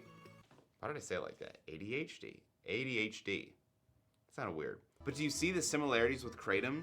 It's new to our culture. We don't really know exactly how to use it because just like all substances, you can use it in a lot of different ways. As we'll examine and I'll show you, it can be sedating. It can be used for withdrawal from opioids. It can be used for pain. It can be fun. So yeah, let's try. As can all drugs. This applies to all substances. Some. Well, the effects part, not so much, but the fun part, yes. So I want to show how kratom has been done progressively over time, right? We started out with just the fresh leaf, the way that has been done for literally hundreds of years in Asia, right? And now we're going to do this next generation, this stuff from the 2010s, and it still exists today. And how they used to do it and how I got introduced to doing it is this. This is powderized kratom. They just took the leaf and then they made it into a powder. It's the best way to do it, honestly, because if any other way is very difficult, and making tea is not very good. There's a technique called toss and wash, where you just kind of hold a little bit of liquid in your mouth, you weigh out your dose, and some people use a paper plate, or some people just use a piece of paper folded and just kind of funnel it in their mouth and push around and swallow. Or you can, pack it into pills. You can get the O size pills, kind of the biggest ones you can get. I don't know if there's a quadruple O. There is, but the triple O's, they'll hold about a half gram each. So you can do that, and that makes it a little bit easier. But yeah.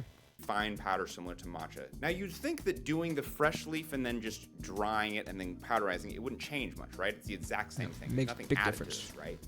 Well, this is actually very different than doing the fresh stuff. And one of the biggest reasons why that is the case is because you can do a lot more with this. Mhm. And this is why... Yeah, well, more of it is, it has been crushed up, and so when you take it, more of that, of the alkaloids in the leaf itself are accessible to your gut and stuff when it gets in there. Whereas when it's just leaf, or like crushed leaf, or just a tea, you're not getting all of those alkaloids, because not all of those alkaloids are water soluble.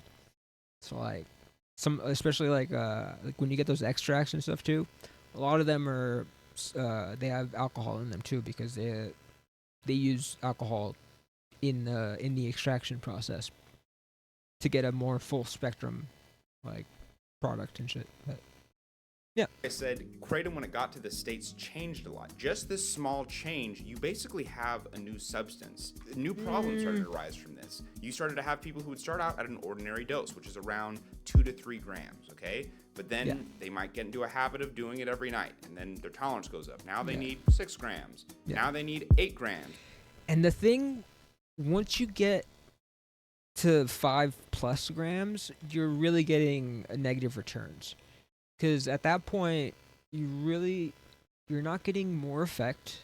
You're pretty much just putting more plant material in your stomach, and ultimately, like, you're just kind of gonna constipate yourself. And you're still gonna, your tolerance is gonna keep going up, even though you're not getting more effects.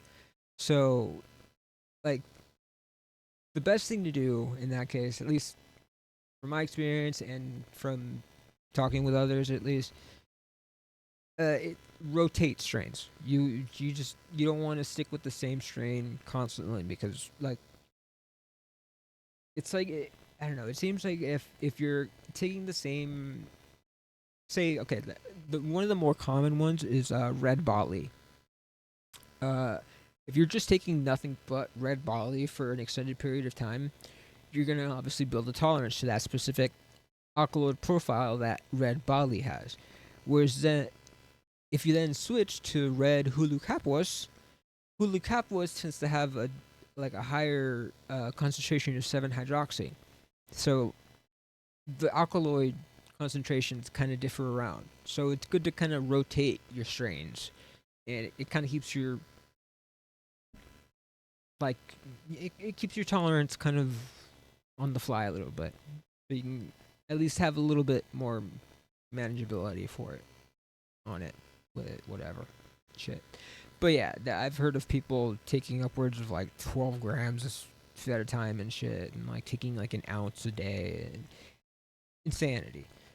Like, there's really no point to be taking more than 5-6 grams tops at a time. Like, if you're taking more than 10-12 grams in a day, you should start looking into tapering. It wouldn't be uncommon sometimes for some people to take like 28 grams. I've heard of people taking 50 grams every day. Yeah. That's a lot of powder, by the way. That is an insane amount of powder. And one of the most famous cases of this was actually the YouTuber Psych Substances. This guy I have covered so many times. A guy that a lot of us grew up with. He talked about drug safety and harm reduction on YouTube. Yeah. And then you saw him try kratom on video, and he started out like everyone does, like, oh my god, this stuff is awesome, like I use it, like I forgot all the stuff he claimed, but you know, he was a big proponent for it. It helped him a lot in that point of his life. But then as time passed, his videos started to be, oh, maybe this stuff isn't so great. And then he started to go video after video of, oh my god, like I'm addicted, oh my god, I relapsed, oh my god, it's ruining my life, oh my god. Yeah, I think he went a little too hard on blaming the drug, because it wasn't just kratom. There was also a lot of amphetamine use that he admitted to using. He was clearly overusing psychedelics, clearly, just by watching his videos, and not for strictly educational purposes like he claims and whatever. He's gotten significantly better over time, especially in recent days. Like, critiquing some of his recent videos have been less painful for sure than some of his videos from, say, 3-4 years ago even. But yeah, Psych Substance has come quite a long way for sure. It's ruining like my marriage and like all of this stuff, and it was pretty public. It was pretty scary, and a lot of the time he would blame kratom on a lot of his life problems, and it was because kratom and drugs in general. But yeah, that's one of the things that really irked me about his videos for a while. But like I said, he's gotten a little better. He was addicted to it, and he truly was. And this is not to throw shade. I think he's grown a lot on his stance on this, and he doesn't really blame the powder anymore. He like takes.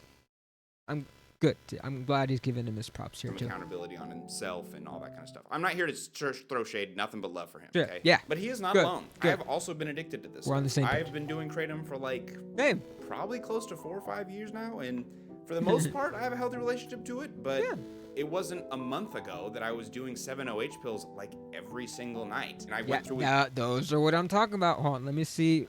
I want to see if they say pseudo-indoxil on them. The hydroxy, 7-hydroxybutadiene. There's gonna be one here that says pseudo somewhere, I'm sure. Capsule.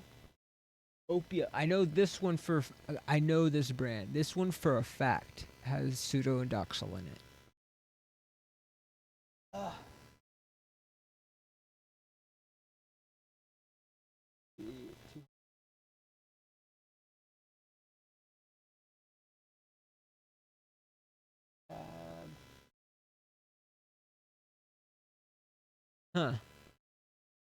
Well, yeah. But yeah, these are definitely how you get yourself addicted to to kratom, or at least one of the alkaloids in it. And I went through withdrawal, and you're about to see my withdrawal later in the video. Yeah. Okay. So this is a little bit different. 7-hydroxy withdrawal is much more like a traditional opiate withdrawal because it's more like a full agonist. Like it, there. 7-hydroxy withdrawal does, or 7-hydroxy mitragynine doesn't have that same ceiling effect that mitragynine has, where after a certain point you just can't get any higher. With 7-hydroxy, you will eventually nod the fuck out and like throw up because you're so high, and you could potentially definitely overdose especially if you're mixing it with things. But now I have a pretty healthy relationship. I think I've done kratom one time in the last month.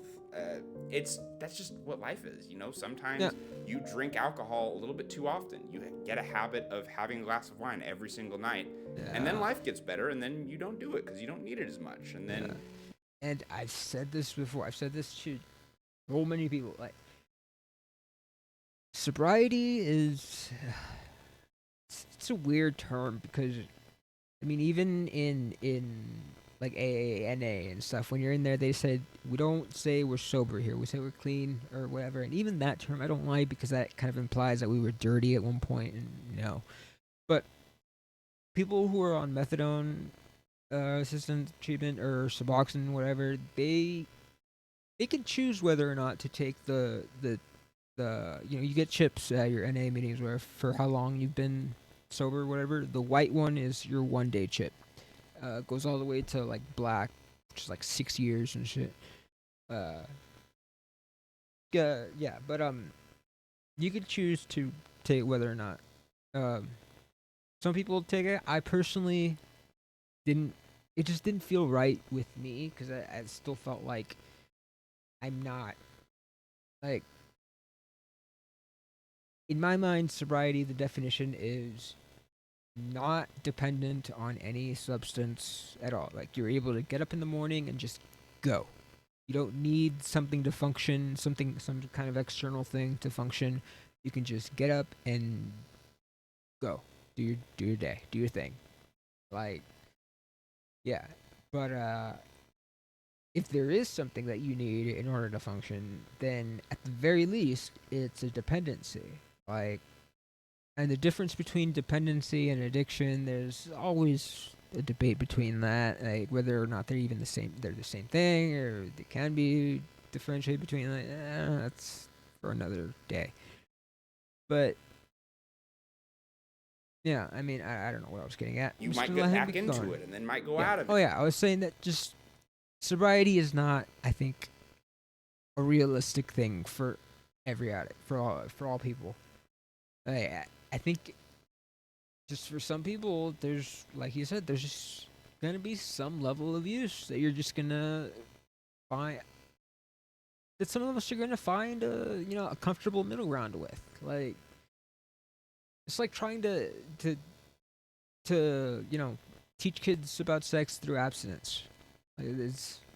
We know for a fact that does not work, and we should know by now, having had DARE before.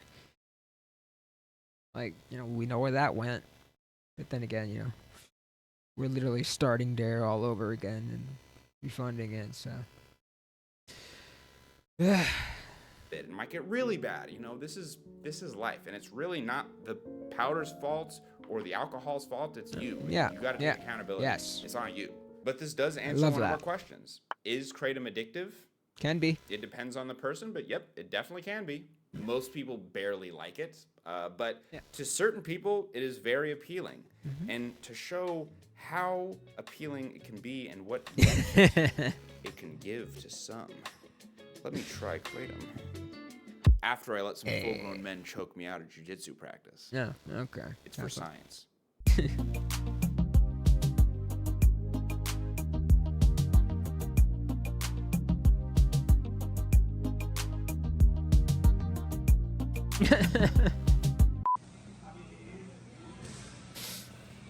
Oh, great. My body hurts. And I had a lot of people try to break my arms today. Hold on, let me take a shower. Oh my god. With just doing jiu-jitsu, like I just have aches and pains all over my body. My left toe hurts. I have a major kink in my neck that I've had for like weeks. So I'm gonna show you how I Take have some done red kratom vein in the past and continue to do kratom. Right here we have What 6 is it? grams of powder. Okay. I'm curious to know what kind of powder, though. Is it a red vein? Green vein? So 6 grams, right? That tells me you have a not a big tolerance, but enough of a tolerance. Because somebody with no tolerance, you're good on 2 or 3 grams. 6 grams would make you puke if you had no tolerance. Okay. I'm going to put it in this glass. You get a drink of your choice, and you mix it in. You don't want to mix too. Yeah, this is my least favorite way to do it. Honestly, the best thing to use is something like coffee, or especially a hot liquid, because then it very easily stirs in. For some reason, with cold liquids, it'll it just doesn't want to mix for some reason. Too much, because the more you mix in, the more you have to drink. And this stuff is gross. When I get that feeling, I want sexual. See? There are many See how it's kind of sticking to the side of the glass, methods it's to really do this, weird. By the I way, don't know there's why like the toss and wash. There's toss and wash. People will put them in capsules and just take the capsules, but you kind of have to take a lot of capsules to get a dose. Oh, unless you use the triple O's. I just do this. It's gross as hell, but it gets the job done. I'm telling you, man, gotta learn toss and wash. It's the easiest way, and you don't even taste it. Now we're gonna drink. Barely do. Cheers.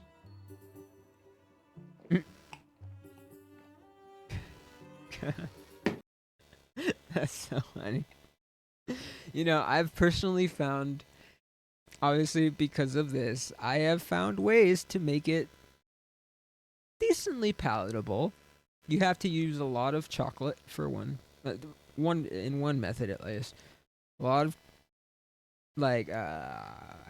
chocolate milk mix will definitely help, but you don't want to mix them in together. You make the chocolate milk first, so that all the milk mix is dissolved into the milk or whatever. It's good to warm it up, and then you throw in your kratom.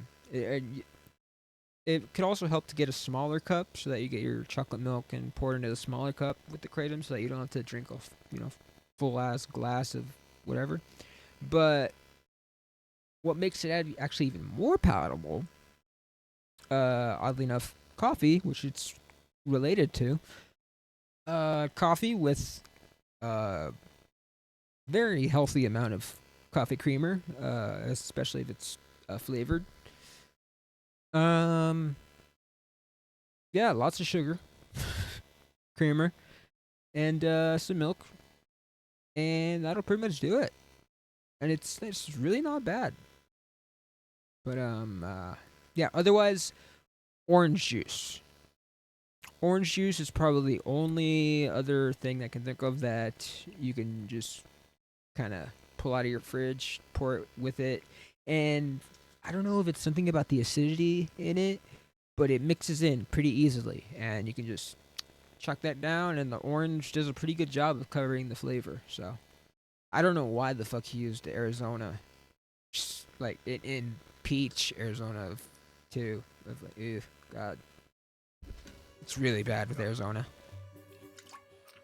Ugh, It's fucking foul. it is. Oh, You should have used orange juice, bro. Every time. Now we wait about an hour. Hey, sisters, it's bedtime. Hour? Really? For you? Oh, it depends. If you take it on an empty stomach, which is usually the way you want to go, or as close to an empty stomach as possible, it'll hit you within 15 to 30 minutes or so. But if you've eaten, yeah, it might take closer to an hour. But also, if you've eaten, it's gonna dampen the effect too. That's another thing with kratom. So for me, but it's been an hour and I'm feeling it. I've felt this about 1,000,000 times, but it really does feel pretty much the same every time. It's very gentle at first. Feel very relaxed, very, I guess, a sense of peace for me. All aches and pains that I feel in my body are greatly reduced. I mean, the kinks in my neck are almost gone. But these effects that I feel are actually I'm guessing quite they were subtle. red vein. So I do not feel like my mental processes are any different. The way I often describe it is it feels like a warm comfort blanket. It feels almost like you're cuddling someone you care about type of thing. And to clarify, that's what I feel, right? A lot of people do not feel. I would, for somebody who could really, really have trouble trying to kind of conceptualize it,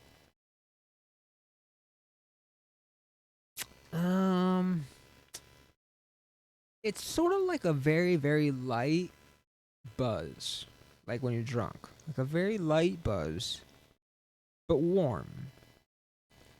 Without the cognitive fogginess. And yeah, it's close to that. Feel that, but for me, that's what I feel. Yeah. I feel like I'm ready for bed. I have a little It's like a warm kombucha, fuzziness to it. some goat cheese and crackers. Gross. I'm kind of reminded why I do get addicted to this stuff, because this feeling, like, you just get so used to. It's hitting your mu opioid receptors, which is what's responsible for that euphoria, and that's largely what gets people. That's the real hook for opiates. Just like wanting this feeling every night, you know, just like, oh, I had a good day, I trained good, I did a lot of hard work, like I treat myself to this, and I would just feel like, oh, what a great way to end the night, right? But nothing is for free in this world. Nope. Okay, it's nerdy time. It's time to. That's why I like to call drugs cheat codes for life, but specifically cheat codes for emotion. Talk about the pharmacology, and you guys are going to love This We're is gonna going to explain be exactly my favorite what part was for sure. happening I love pharmacology. in my body, why I felt those things. We're gonna learn a lot about how drugs act in your body. You're gonna love this. He's probably going to repeat a lot of what I said earlier. So, I guess get ready to get some info really hammered into your brain. So first things first, as far as ethnobotany and like plant drugs, kratom is honestly one of the most chemically complex plants that I can think of. Yeah, it's up there with cannabis for sure. Has like well over 50 compounds that Cannabis has hundreds. do completely different things in the body. There's serotonergic activity, there's adrenergic activity, there's opioid action, all within this one plant, and you don't need to know what any of that means. Basically, this one plant. You don't, but it helps. Adrenergic is where the energy stuff comes from. And what was the other thing you said? Completely different things in the body. There's serotonergic. Serotonergic. That's where a lot of that mood lift comes from. Psychedelics are serotonin. They're serotonergic. That means they release serotonin. And if you've ever tripped on anything, that serotonin obviously causes a lot of emotional things. And in kratom, obviously, causes a lot of that mood lift that you get, which is intensified, or at least potentiated by the mu receptor activity. There's adrenergic activity. There's opioid action, all within this one plant, and you don't need to know. What does it specifically say about opioid activity there? Kratom, the current state of evidence, blah, blah. It doesn't specify. But yeah, it does hit all within this one plant. all the You don't need to traditional know what any of opioid that means. receptors. Basically, this one plant does a lot of stuff in your body, and it's very complex. But there is one compound in it that you should know that does most of the heavy lifting, and that's called mitragynine. Mitragynine. Mitragynine is actually technically an opioid, but we call it an atypical opioid. And this is where we need to zoom out a little bit and talk about opioids and receptors and how they act in the body, so we can Another atypical opioid? Tramadol. It's a pharmaceutical one. understand what's so weird and atypical about mitragynine. Yeah, tramadol, by the way, also serotonergic. So opioids are a class of medication or drugs that treat pain by acting on the opioid receptors in our body. Called And there are 3 analgesics. opioid receptors you should really know. Mu, kappa, and delta.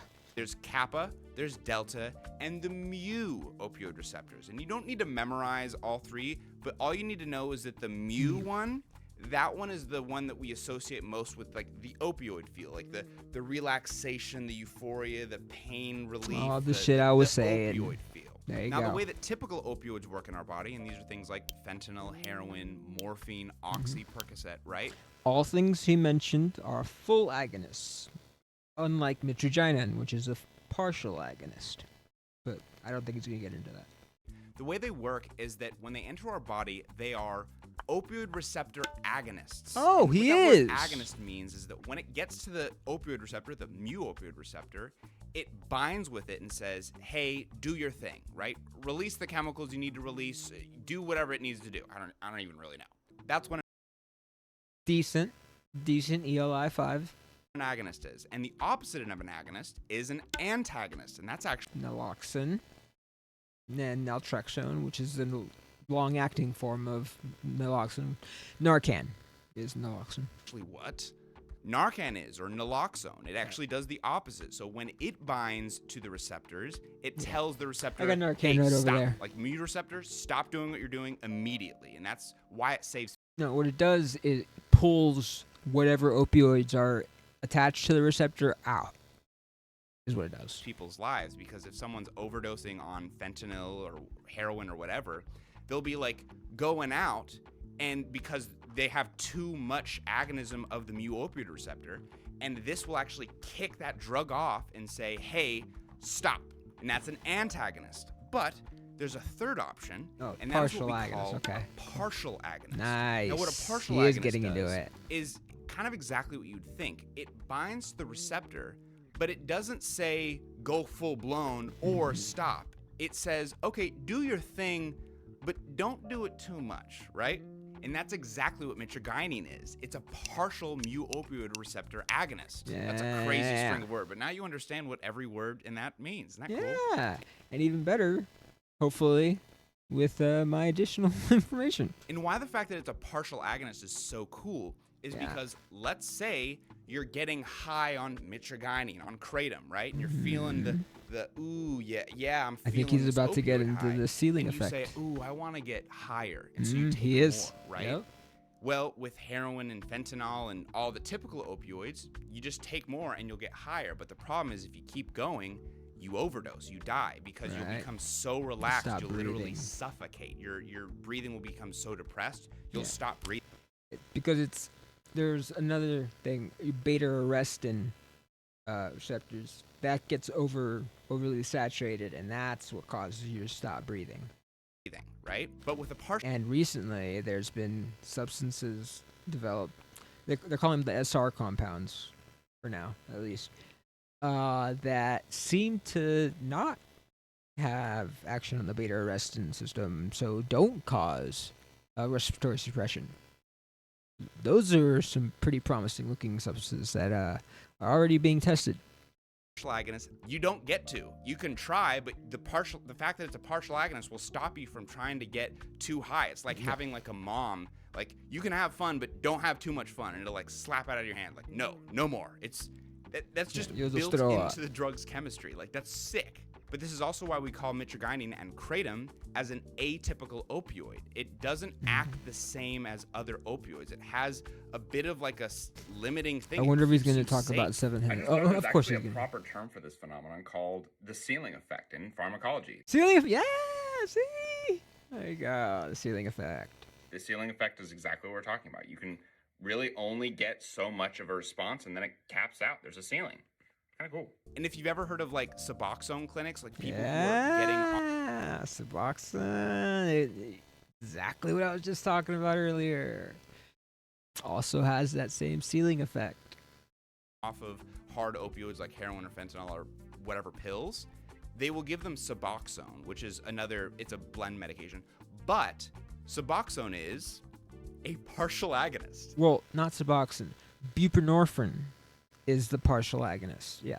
And the reason it's mixed with naloxone antagonist is so that people don't abuse it, because there's another form of it called Subutex that's just buprenorphine on its own, and that can be abused.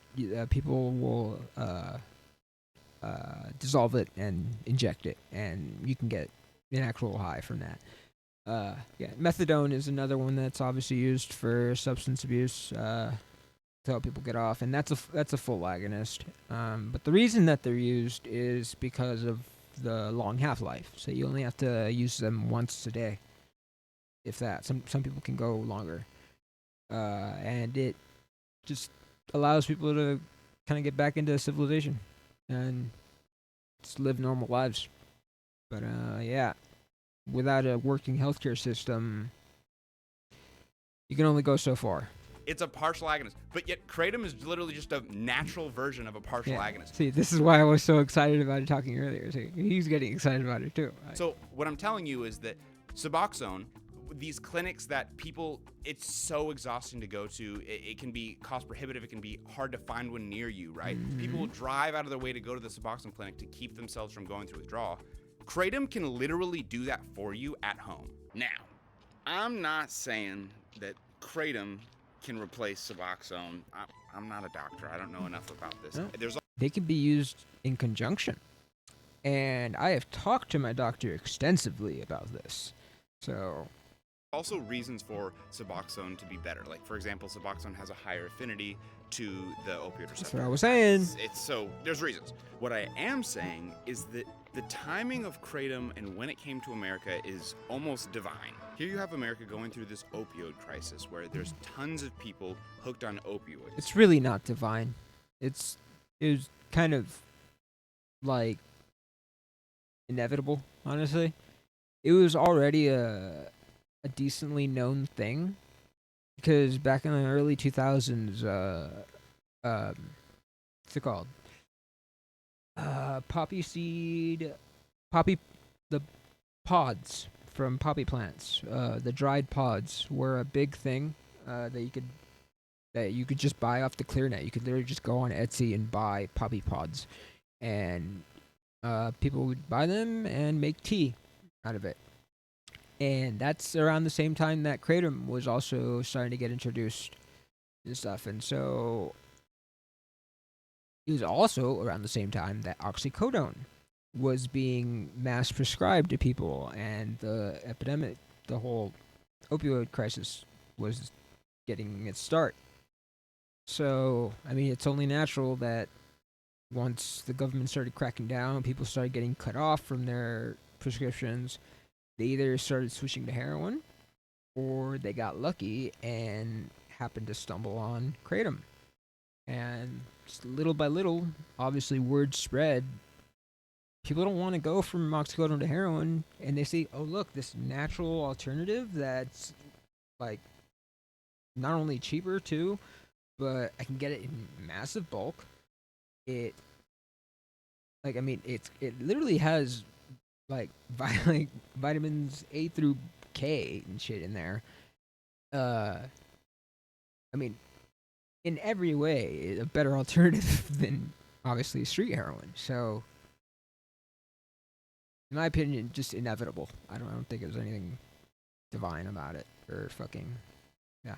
And they feel like there's no way out for a million reasons. People were gonna find something. Like, seriously, in the same way that back in the opium wars, people were using kratom to try and get out of having to use opium. Same shit, just 200 years later. That acts on the opioid receptor, can help them with withdrawals, can help them get off, and that's exactly what happened. People got off hard opioids, got off heroin because of kratom. Yeah. A lot of people counter this by saying, well, a lot of these people just got hooked on kratom, so they just replaced another addiction, so is it really that great? Well, that's what people would say about people on methadone and Suboxone too. What's the fucking difference, right? And then I'm sure that's exactly what he's about to say. And I respond to that as, fuck yes. So you're right. Many people got off opioids using kratom and now just like use kratom.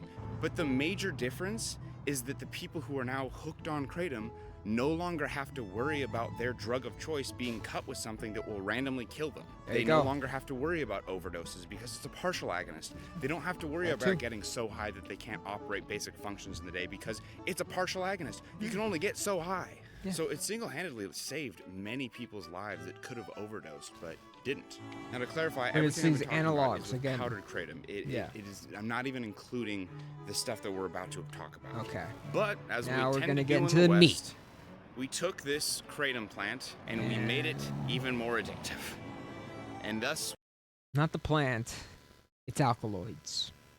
Just like, I mean, we've done the same with cannabis now, too. We have all these different analogs of THC, HHC, THCP, like we enter Delta the 8 next stage THC. of kratom consumption. Yeah.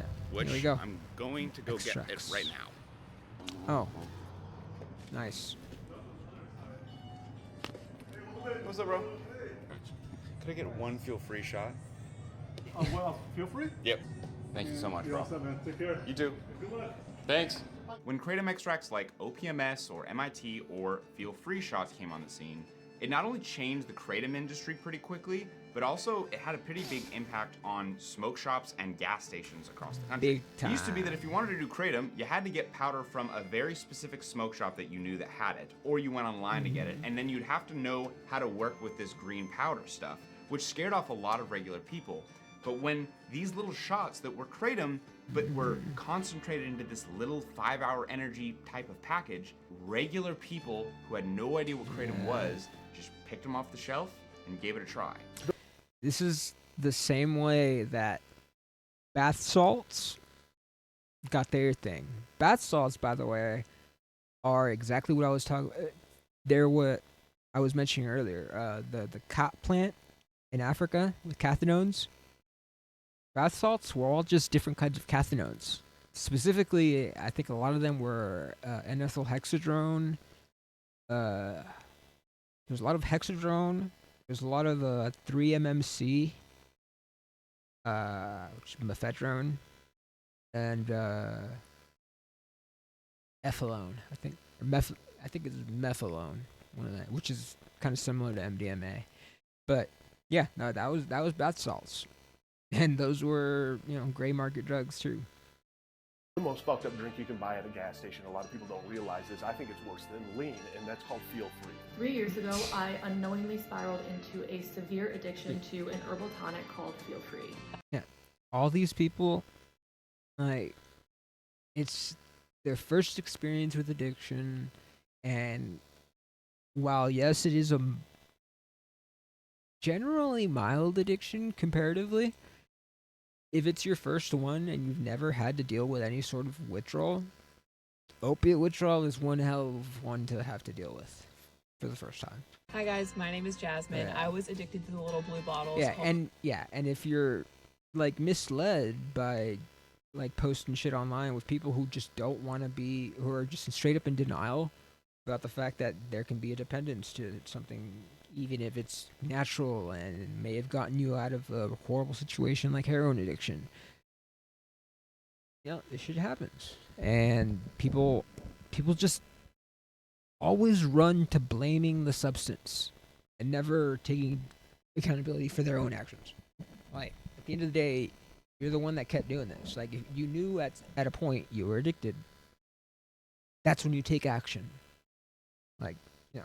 Feel Free. This shit is being called gas station heroin. Oh god, I have to try really hard not to be upset. Yeah, me too, bro. Me too. It's not their fault. It's not their fault. Yeah, What made it's not their extracts fault. such a game changer was not It's only not their the fault. fact that it was No, it's their fault, but it's kind of also not their fault. exposing you know. kratom to a whole bunch of people who were not drug nerds anymore. That was problem number one. Yeah. The bigger problem was something that actually, if you knew kratom at that time, we already kind of knew, which was you don't play with extracts if you do kratom powder. The reason being is You don't play with extracts, period, with anything. It's a much more highly concentrated form of whatever. And if you're trying to not develop a habit on something, what you don't want to do is introduce an extremely more potent form of the thing that you don't want to develop a habit from. that kratom extracts, and I talk about this in my first video that blew up, 2 years ago. They fuck your tolerance. And mind you, these Yeah, do not have skyrocketed. any molecule that's really different than kratom. It's still mostly mitragynine, but it is so It's 7-hydroxymitragynine, and that little hydroxy group attached in the 7 ring on the carbon atom of the mitragynine, whatever, makes a huge difference. Not a little thing. It is a huge difference, my man. so much mitragynine packed into a small package that people lose track of how many times they're fucking chugging these things. That Also too. leading to dependence, addiction, and eventually withdrawal. But this is not unique to kratom in the slightest bit. And I actually have a 100-year-old book that shows a very good point. This is a book about the Peruvian coca plant, which is where we get cocaine from. Oh, okay. Damn, I was really hoping it'd be something like from Thailand about kratom. The book, he talks about when coca leaves were first introduced into Europe, there was like these studies of, oh, it's kind of interesting, and then it was also sold as just actual leaves in some drug shops. But then he says eventually, quote, coca soon declined until disuse almost left it in forgetfulness. People thought it wasn't interesting enough until they found cocaine in it. And all of a sudden, No, it's until they isolated cocaine hydrochloride. coca's the new, oh my gosh. Translation, when we had the plant, everyone was like, yeah, this is kind of fun, but it's all right. Again, concentration of the substance. It's always there. Leading to healthy, moderate use. But then once they made an extract out of it, cocaine, Yeah. the rest is history. Now we're sucking people's gas stations to get it. Anyways, let's give this a shot, and I have a special... Or more accurately, once they extracted the cocaine, isolated it. Yeah. guest that you guys will love. Mic check, say something. But Say something. Say more things. hold on. Though, to be fair, if you want to develop useful medications that can eventually then be patented and used in medicine, you do have to kind of isolate things. Like, the only way that we even got morphine and stuff is because we isolated it out of opium. Like, the only two, like, organic opiates that we still use are codeine and morphine, naturally occurring in opium. And heroin is just one little simple process away. You just react the morphine with a certain precursor, and you get yourself diacetylmorphine. All right.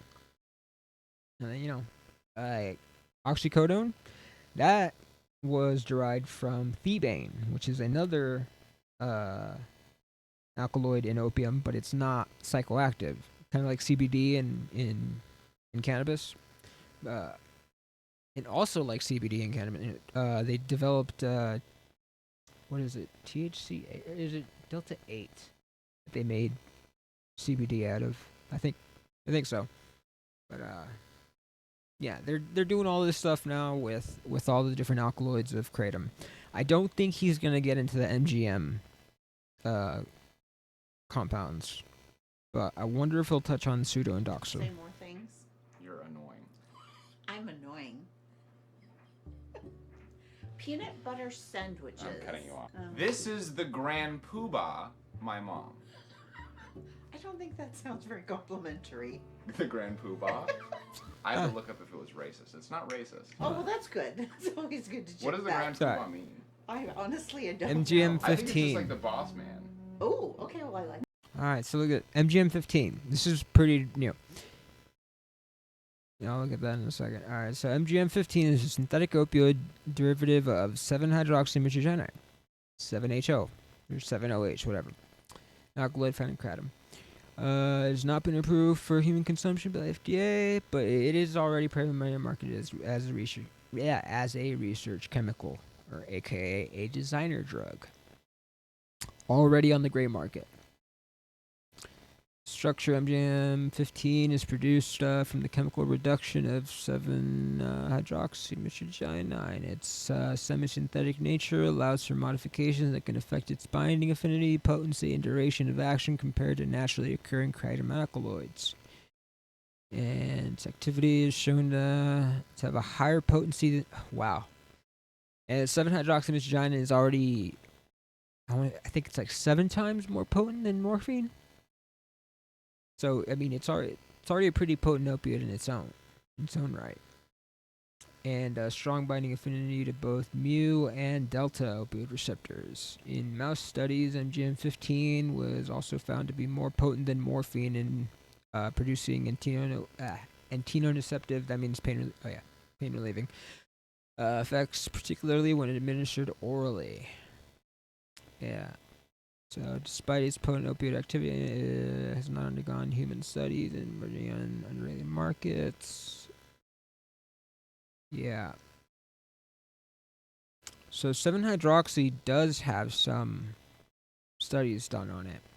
So there's at least some information about its safety in human use. MGM-15 is literally so new that we don't know shit yet about it. But it's already being sold. Yeah, in tablet and powder form in the U.S., typically labeled as a research chemical to circumvent regulations. Yeah. That's how they do it. So, yeah, in September 2020, literally this month, analysis of commercially available MGM-15 label tablets found them to contain an average of 10.9 milligrams. Damn. Only 10 milligrams. With no other naturally occurring alkaloids. So, I mean, at least it's clean. Like, it's not like people aren't buying it cut with, fentanyl or any other crap. But, no, it looks like there is some research being done. Oh my god. I think actually... Oh, and this is a review of somebody who actually bought some. My god. What the? Okay, so they're out right now, but literally this is 99% isolate? What the fuck? I just Googled this and it just pops. This product is unavailable for purchase in the following. Okay, so it's already. There's already legislation for it, and god damn. Arizona, Nevada. Wow. They got on this one pretty quick. Holy shit. And pretty sure these are California. Okay. So wait. Are there places in California where it's certain zip codes in Cali where it's not illegal? And Illinois and New Hampshire? There's one zip code in New Hampshire where it's illegal. Huh. Wow. In case of an issue with your order, please take video opening, weighing and removal, tamper-proof. Huh. They have sulfate and sodium forms of it? They already have a long duration and immediate release version of it. That's insane. Okay. My god. And this is 2 grams of MGM-15 just landed. Might make my first MGM-15 brew. Was supposed to yesterday. We got my pack today. From PS. What's PS? Is that what I just closed? No. I wonder what PS is. If you know, you know. I'm sure I'll find out eventually. Just too many people that are already falling onto this, because... What the fuck? There's an MGM-16? 10 what? It's a fluorinated form of 7... Okay, so fluorinated compounds... Okay, again, I'll say, in my experience at least, when you fluorinate a compound, it makes it so much more potent.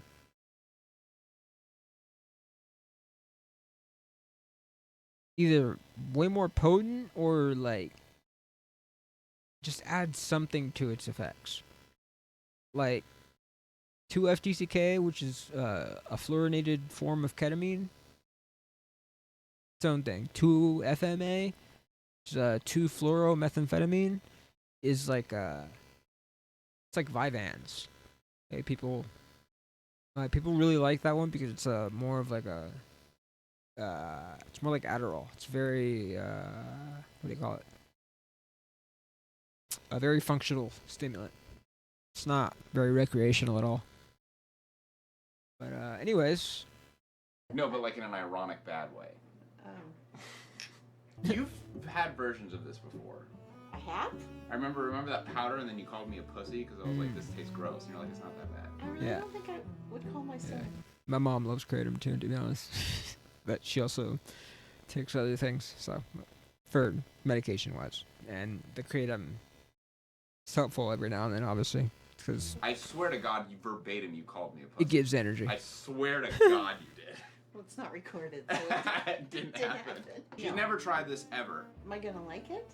Am I The gonna feeling sleep? or the taste? Am I gonna sleep? Yeah, the taste. I've given up on it being good. Do I not She need knows. to take my melatonin tonight?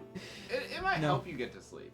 It might help you get to sleep. The quality of sleep might be reduced, but it'll help you get to sleep. So it is. Have you seen these before? Nope. You've never heard of them. Feel Nope. free. So No. this is the new like thing that everyone's like, this is ruining America. Like it's like these feel free shots. These people are getting addicted. These Well, innocent. is it kratom? It's Is it kratom. too? Yeah, it is Oh. exactly. But people just don't. It does it say kratom on there? No. Exactly. Yeah. So See, people that really don't do their research. Exactly. Like people, but it's like it's all natural botanicals. It is literally all. yeah, natural. this is the issue, man. If we regulate things properly, these kinds of problems won't fucking happen so often. Plant stuff. So people are like, oh, it's natural. No, it means nothing. It doesn't mean nothing. How much are you kidding me? Half. What do you usually take? I would never take this shit. Oh, yum, yum. That looks just like a regular extract that I would make. Like I used to make my own extracts all the time. Just like have like in like little fucking. This is easier to take a tincture than a fucking 5 grams of powder. Like, Smell it. but I would make my own, so I would know exactly how potent it was. And It's not that bad. Yeah, we'll see if I'm a pussy again, I guess. Guess your son's a pussy. Someone had to raise him, so. Wait, we should know what time. Isn't it on your? Yeah. Probably smells real sour.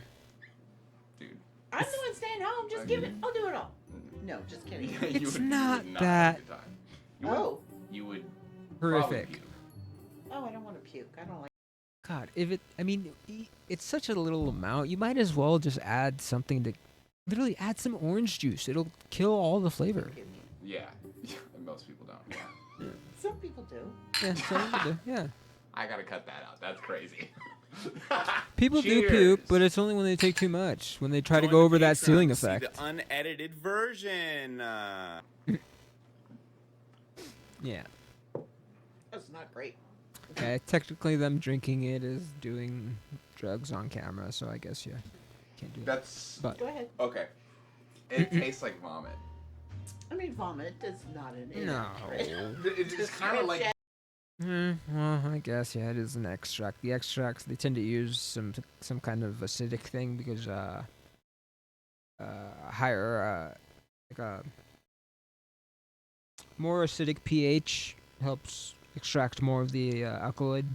So Vomit, right? yeah, I don't know. I mean, it's that just not- sourness Oh, mixed with the already bitterness of it.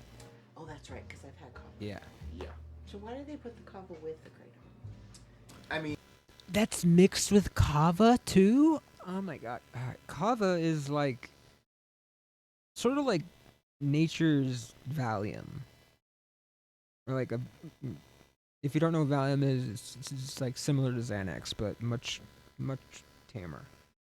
But even then, like that's what that shit is? It's kratom mixed with kava? And the whole sell is that it's like just uber relaxing. So you have the kava feeling, which is like, you know, that alcoholic. Yeah, feeling. kava is a little more. It literally just feels like you're drunk, but without the. I actually love kava because it feels like you're drunk, but without the head fogginess, like the the mega cognitive impairment that's not present, and also no hangover, and it's got like a weird reverse tolerance thing. So like, the more you take it, the more the effects become more pronounced. Whatever. Like, it's really weird. Like, it's another weird plant. Kratom, which is that opioid feel, right? So like combined. Oh, I forgot it was like an opioid. Yeah. That could be good. They do potentiate each other. So gross. It is exactly 8. We took it at 8. It has been 45 minutes. Yeah, they're probably What do you feeling feel? nice. My back hurt before. Not a lot, but it took that away. And I just feel chill. Chill. Mm-hmm. I agree. I feel very chill. I don't feel like it's a dramatic change. Yeah. That's what I'm feeling like. I'm like, oh. Just kind of takes the edge off. Yeah. He only took Weirdly half, enough, too, so. Usually I don't really feel the kava in this, but I feel the effects of kava right now. Yeah, the Yeah, see. recommended dose of this stuff isn't super strong. That's what I'm saying. The kava, for some reason, it's like the more you take it, the more you feel it. Like, whereas with other things, the more you take it, the less you feel it because you build a tolerance. It's really weird. And not to state the obvious, but I am a larger individual. And True, so, true. Just the facts. It's probably gonna be a milder. No, she's right. But I appreciate you not thinking of that when you gave me the dose. Want to take more? No. You want me to take more? Kinda. Just want to see you pass out. You don't have to. Just want to see mom get You ripped. think that's gonna work on me? Yeah. I think it will. It didn't. So I'm just gonna take Yeah. a full bottle to show you guys what taking too much feels like and looks like while we rattle off some fun facts. Let's about see if he kratom gets before nauseous. The true last section, which is 708. Oh, man. Cheers. Patreon. That's fucking disgusting. Okay, it's been an hour and a half. I'm feeling it pretty hard. Kind of nice. It's just a little too much. Like, I feel nauseous. I feel very irritable. Yeah, like, thought the so. sound of my own voice is kind of annoying. Using kratom for Nauseous. anxiety and depression. This is very much my own opinion. I don't think it's a very wise idea, Yeah. especially not for depression. As far as anxiety, it can have anxiolytic effects on the body. So some people do, especially in social situations where they want to calm down. Green veins. They use it similar to alcohol where it just helps you unwind. But again, like, would you say alcohol is good for anxiety? Yeah, green vein would be a good choice if you decided to go down that route. A green vein, but that's again, this is kind of where it's similar again to cannabis, where if you're about to go into a social setting, you usually don't want to pick an indica, especially something high in myrcene.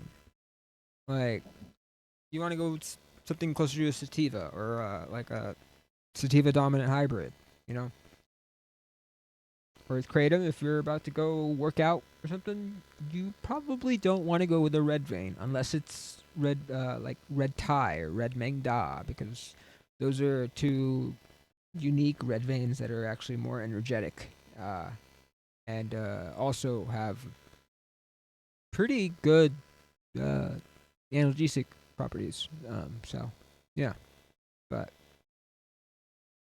what I'm saying, I wish we could like legalize kratom in a way similar to weed. 'Cause I would love to have a fucking like kratom dispensary type thing. It'd be cool.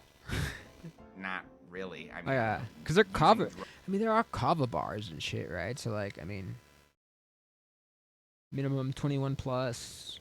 Like, I think it could work. You just have to be regulated. drugs to deal with anxiety and depression, not a great idea, Yeah. in my opinion, but that's just my opinion. Important note, it can also make those things worse. I've had worsened True. depression because of a dependence on kratom. So Yeah, it's rebound. not my recommendation. Can you overdose on kratom? No. No Well, and yes. yeah. Because kratom is an opioid, I think a lot of people assume that it will cause an overdose like another opioid, but as No. we discussed, it's an atypical opioid. Yeah. It is. The only thing that you could maybe call an overdose on kratom would be you puking your guts out because you took too much. That's pretty much it. a partial agonist. So we don't find people doing a lot of kratom and dying in the same way you do with like heroin or fentanyl. Yeah. In fact, this study, quote, Anybody- says, by any of our assessments, it appears It's that the always risk been of a overdose mix. death is 1,000 times greater for opioids than for kratom. Yeah. So generally it is a very safe plan, especially when you're talking about the powder, but there is some reports of toxicity, but they are very few and There have been 0 deaths attributed to kratom alone. Again, just like cannabis. Every single death that has been reported in the news that has been kratom linked or whatever, every single one of them had some other contributing substance. Usually it was another opioid or another like a benzo or some kind of thing. But yeah, kratom was pretty much never the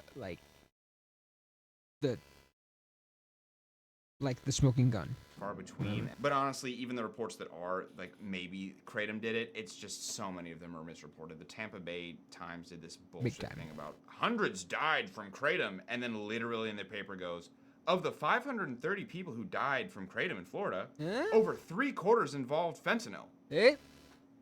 I wonder if the kratom is what killed him or the fentanyl.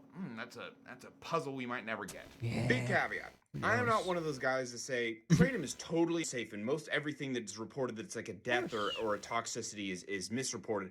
No. Nothing is 100% safe. I have no interest in making that claim. We will still be learning No one is stuff making about that claim. kratom use as time goes on. I have no interest in trying to report to you that like it's safe and all this is fear-mongering bullshit. Most of it's fear-mongering bullshit, but some of it can be valid, and I think that's fine to admit. If you give the public paper, Fair enough. some of them always figure out how to cut themselves. That's just the public. People misuse stuff. People get Lovely analogy. Perfect. Yeah. hurt. It's just the nature of life. So, yes, I'm not going to delegitimize that there could be some concerns. There's also some health problems from heavy use that can affect your body that I've experienced. It might fuck up your sexual function, as it did for me. So, just Yeah, opiates can do that a little bit, important. It's especially bad sometimes with methadone too. Really kills your libido. It can. There are some positives, but I'm not going to talk about that right now. That's a whole maybe for another day. Since kratom's addictive, can you use it without getting addicted? Yes. Millions definitely, of people absolutely. have used kratom for literally hundreds of years without getting addicted. It's Yep. very possible. Hundreds, thousands of years, bro. Try thousands. That's why, like, watching those TikToks of all the people talking about the blue bottle, like, got them hooked and all that it's a little exhausting, and obviously I'm high right now, so I'm not super empathetic right now, but you'd hear these stories of people saying, the blue bottle, like, I got addicted to this kratom stuff, and at my height of my addiction, I was doing, like, 8 bottles a day.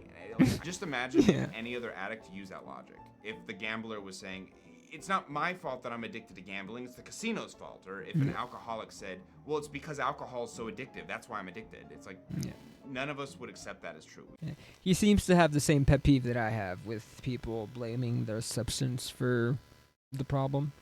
When they go, X drug ruined my life. It's like, no, bro. You ruined your own life by choosing to continue making certain decisions past the point of, already rock bottom and shit, You just say you're not taking accountability. But I do have some sympathy because it is easier to quickly build a tolerance with these extracts because they're so potent as opposed to powder. That's why I do recommend if you're going to play with this stuff, powder. And on the topic of just accountability, stick with powder. Let's talk about 7-OH and my addiction. Here we go. Sometimes I have back pain, from just working, lifting shit in here, and I'm like, oh, maybe I want to take some. Then I see them come through the door. I'm like, no, you're not taking it. Yep. Without being a judgy asshole, is there a look? Yes. Okay, what's the look? The look is zoned out. Oh, so they're high as they're coming. God damn. They're nodding off. Coming down, or maybe just needing the next one. So we get a container. Hydroxy? The names, dude. Hydroxy. I've seen fucking, I've literally seen one called, like, Oxy. Just straight Oxy.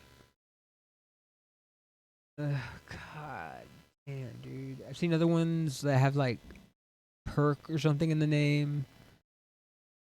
It's fucking insane, dude. These companies are so irresponsible. Like 20 of them, Okay. they're gone. So you're saying people come in every day to get, or maybe every day, maybe every other day, Maybe. regularly, Yep. to get a 10-pack. 100%. There's one dude that comes in every day for a 10-pack. And they're paying so fucking much too, because they're not only are they paying extra because they're getting it from a smoke shop, they're paying for something that, like, it's just not worth it in any way whatsoever. Like, I mean, the dosages vary so much between companies, and like sometimes they have just 7-hydroxy, sometimes there's 7-hydroxy mixed with the pseudo. Now they have these MGM fucking compounds, and like Yo, what the fuck? Me and him were talking about 7-OH pills, which is the last phase of this kratom evolution. It was. And 7-OH is new. And I mean very new. I remember the first smoke shop I saw it in LA a year and a half Yeah, see, ago. look right and there. At this time, I remember the first Perks. What I'm saying right there. Perks, hydroxyopia. God.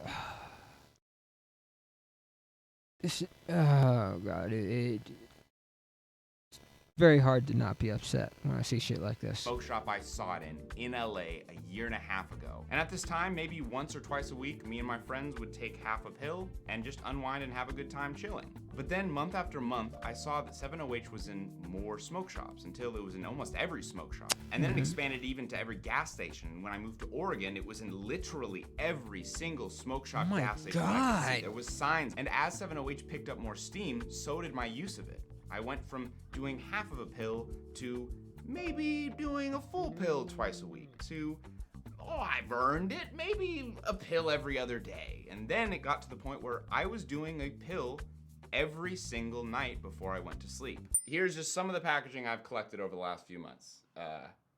Yikes. And as we just heard, some people have had an... That's gotta be hard to taper off of too, because you're not able to weigh out the doses, especially like, I mean, I guess if you're able to get your hands on some like ultra enhanced Indo or whatever, you can slowly taper yourself off the tablets and get back onto the powder and then taper from there. And it's a process. You could do it, but like, why even bother getting to that point, you know? addiction where they're doing 10 pills every single day. Just but even at my get smaller addiction of educated. one That's pill a it. day, when I decided to stop, It's 3 a.m. My body is in so much pain. Yeah. It feels like how I would imagine 90s feels. Like every joint, bone in my body, all the sores and all. Like, he's experiencing legit, like, this is straight up withdrawal. I would have plenty of sympathy for with anybody, because this is 7-hydroxy mitragynine is more potent than morphine. So this is a worse withdrawal than morphine withdrawal. Like, it's just like, I'm gonna try to get to sleep. I don't think I'm gonna fall asleep very good, but withdrawal syndrome, my good old friend. I tracked every day of my withdrawal, describing the feeling, and if you guys want, I can post a video on my second channel, Very Niche Meta, about the process. Withdrawal is, it's not as scary as a lot of people think. Most people actually can relate to the feeling. Depends on the substance and how deep you are and how long. That's not what I want to talk about right now. Yeah. With opiates, it's still different though, because there's the physical part and then there's the psychological part. The physical part ends relatively quickly. The psychological part is the real battle, in my opinion. So that's where it can last up to years for people. Like, post-addiction withdrawal syndrome. Like, that, it can, some people will deal with it for only a few months. Some people will deal with it for fucking decades. What I want to talk about is the symptoms that I described and felt were runny nose, body aches and pains, couldn't fall asleep. Those are symptoms of an opioid withdrawal. But the problem with that is that 7-OH is not kratom. 7-OH doesn't have any mitragynine, that atypical opioid in it. So what the fuck is 7-OH? It's mitragynine, but just slightly altered chemically. So that slight alteration makes it a full agonist. causing it to fully activate that receptor, which mitragynine, as he explained earlier, does not do. So it does not get you to the same level. As far as like how 7-hydroxy is actually like made in the 7-hydroxy industry, say, in doesn't have the America, ceiling effect. Is it usually the that same way of just they mitragynine get does. mitragynine? They'll just get like the mitragynine from kratom, and then they convert that in like mass amounts, and then put that in. Nope, it's synthesized. Well, it's made synthetically in labs now. Like they I don't know how they figured it, but they figured out a way to make it synthetically, and now they make it in bulk. Pills. Exactly. So, and that's what we call like a semi-synthetic, because the mitragynine was extracted from the plant and then we convert it. This is my new friend Ariana. She's a very talented chemist. So then there's semi-synthetic. A bunch of semi-synthetics of being converted. So it's the same way that morphine is made into heroin. They isolate the morphine out of the opium. They just what's it called? They react it with, I'm not going to say the precursor, and you get yourself diacetylmorphine. So I think I know what precursor they use probably to make 7-hydroxy mitragynine, because I mean it's a simple thing. Like I mean I didn't stay with my chemistry major for very long before I ultimately dropped out, but it's pretty simple to understand for the most part. I mean, little alterations to a chemical can make huge differences in subjective effects. And adding a simple hydroxyl group to mitragynine at that specific, the 7 indicates the position that the hydroxyl group, which is a certain formation of atoms, the 7 don't notates whatever where the group is attached to a specific carbon atom on the skeleton of mitragynine. And out of that, they're making now other, it seems like, fully synthetic mitragynine compound, well, mitragynine analogs, MGM15, whatever that I talked about a second ago. I wonder if I'll make a video out of that later. Who has actually worked in these labs where 7-O is made. Oh, now, what 7-O fascinating. is actually a slang term that has kind of came up over the last year or so Yeah. for the full name of this chemical, which is 7-hydroxymitragynine. You might hear that name and think, oh, 7-O must be related to mitragynine based on the name, and you would be correct. You see, mitragynine, or kratom, when you consume it, part of that mitragynine actually gets converted into 7-hydroxymitragynine. And some of it is already present. It's just a very, very small amount of it. Like certain strains of it, like the red. That's why I was saying red strains are more efficient or more effective for analgesia because they contain more 7-hydroxymitragynine. Mitragynine by your body, and 7-O, 7-hydroxymitragynine, is another partial mu-opioid receptor agonist, similar to mitragynine, but it is stronger. So in the spirit of our hyper-capitalistic, always finding the better, best, most... More recent studies show that it's more likely a full agonist. Potent high, we made 7-OH from mitragynine, which was already fucking strong. And why exactly Already it's existed. Stronger than mitragynine, I don't know. I think it's got something to do with the affinity versus the efficacy on the mu-opioid receptor. Tried to read studies on That's it. some of it. Honestly, I don't really know too much about that stuff yet. I'll get there, but right now, reading it now, I'm just... Even I am on a pretty surface level understanding on some of this, but... Well, that's a lot of numbers I don't understand. But it's stronger. Yeah. Okay, let's try it. And I'm not excited to try it. I don't care, actually. I don't... Liar. Okay, let's try it. Liar. Haha. Kind of. Okay, so since the government is trying to schedule 7-O as a Schedule 1 substance, Yeah. I don't want any smoke with the government or YouTube. Yeah, and if that happens, that's scary because if they do that, they're essentially criminalizing kratom. Because 7-hydroxymitragynine is naturally occurring in kratom. It's not just semi-synthetically produced. I'm not going to do or try anything right now.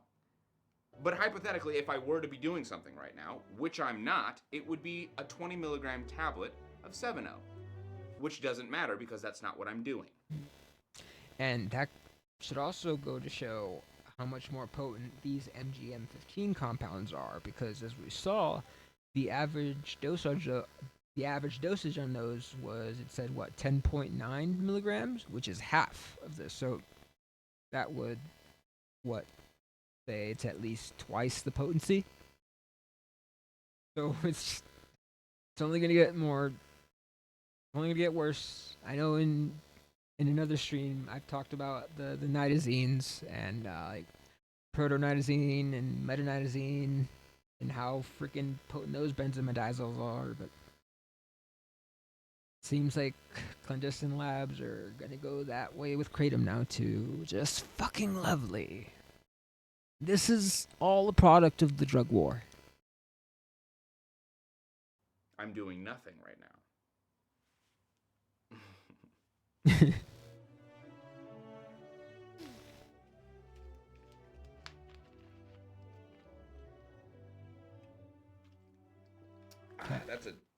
That's a tasty drink. Can't prove shit. Okay, it has been 25 minutes and I am feeling it. Yeah, I like this guy. Hypothetically. One of the first signs is, goodness gracious, I am itchy. My Yeah, that's opiate.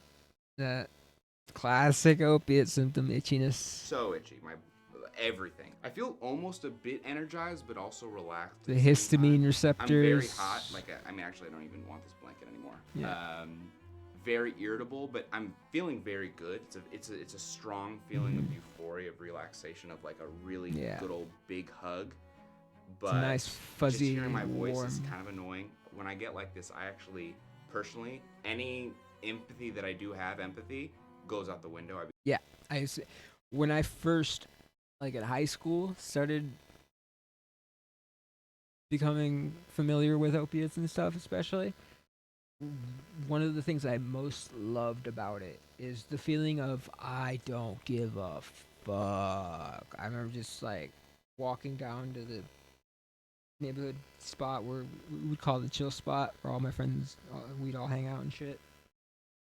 And I remember one of the first times a friend of mine, Darian, gave me an oxy, and walking to the chill spot, and like halfway there, it really started hitting me. And I remember just kind of walking down the street, looking at like I was walking past like a middle school I used to go to, and like just looking at the school, looking around, just feeling like, just felt like $1,000,000 fucking bucks, man. That should have been my first sign to know that, like, do not keep doing this shit, bro. I loved opiates way too much. Become very irritable and just kind of dismissive. Yes. Okay, it's been an I got hour. like that too. Fucking hot. I have major dry mouth. Even more irritable. I just kind of feel like a dick.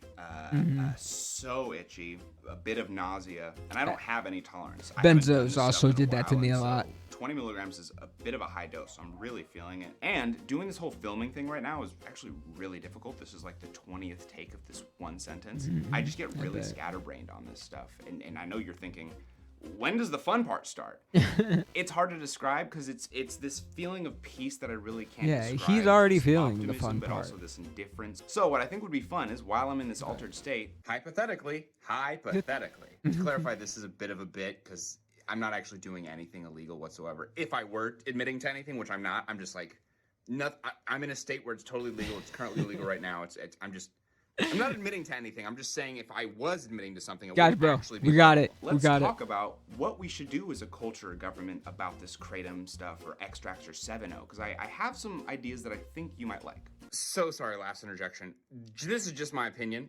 I could be wrong. This is just my opinion. You know, what the fuck do I know? I just wanted to, this is just what I think. I could be wrong. As far as kratom powder or kratom leaf or unprocessed kratom, I think it should stay legal. Yes. But I would add 2 caveats: an age restriction of 18 plus. Agree. And a warning label saying, warning, this stuff is addictive. Similar to how we have that on Agreed. nicotine products.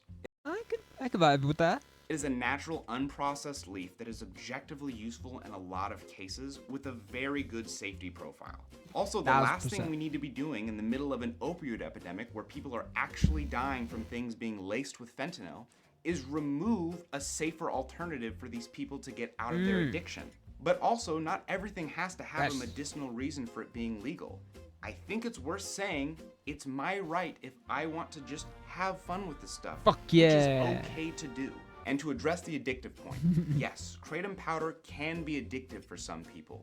But reminder, just because something can be addictive does not mean that it is inherently bad or dangerous. Nicotine is very Drugs don't ask to be used. very addictive. But generally speaking, it's also pretty safe. Many of you are addicted to caffeine and will have withdrawal if you stop cold turkey. Does that mean that it's killing you or ruining your life? No. And just like we discussed earlier, it takes time for a culture or society to settle down with a new substance they get introduced to. Next, kratom shots and kratom extracts. Because they are so accessible and convenient and potent, it can lend themselves to getting people addicted much faster, the general population who wouldn't ordinarily maybe get addicted to something like kratom powder. So even though they're the same compounds, they can be inherently more addictive because of that convenience. I think similar to cannabis concentrates, they should be clearly labeled. Obviously, it should be abundantly clear that this is kratom. Not just kratom, but a highly concentrated form of it. Just that. And at the very minimums, the same age restriction, if not maybe is that up 21? I'd be okay with 21 personally. But yeah. And then as far as 7-OH, 7-hydroxy, I think that'd be a great medication, like for prescription. Personally, I think an 18 plus, also a warning label of this can be addictive. Yeah. And based on my political views, that's where I would stop. I think there's personal accountability. Sometimes people get addicted to stuff.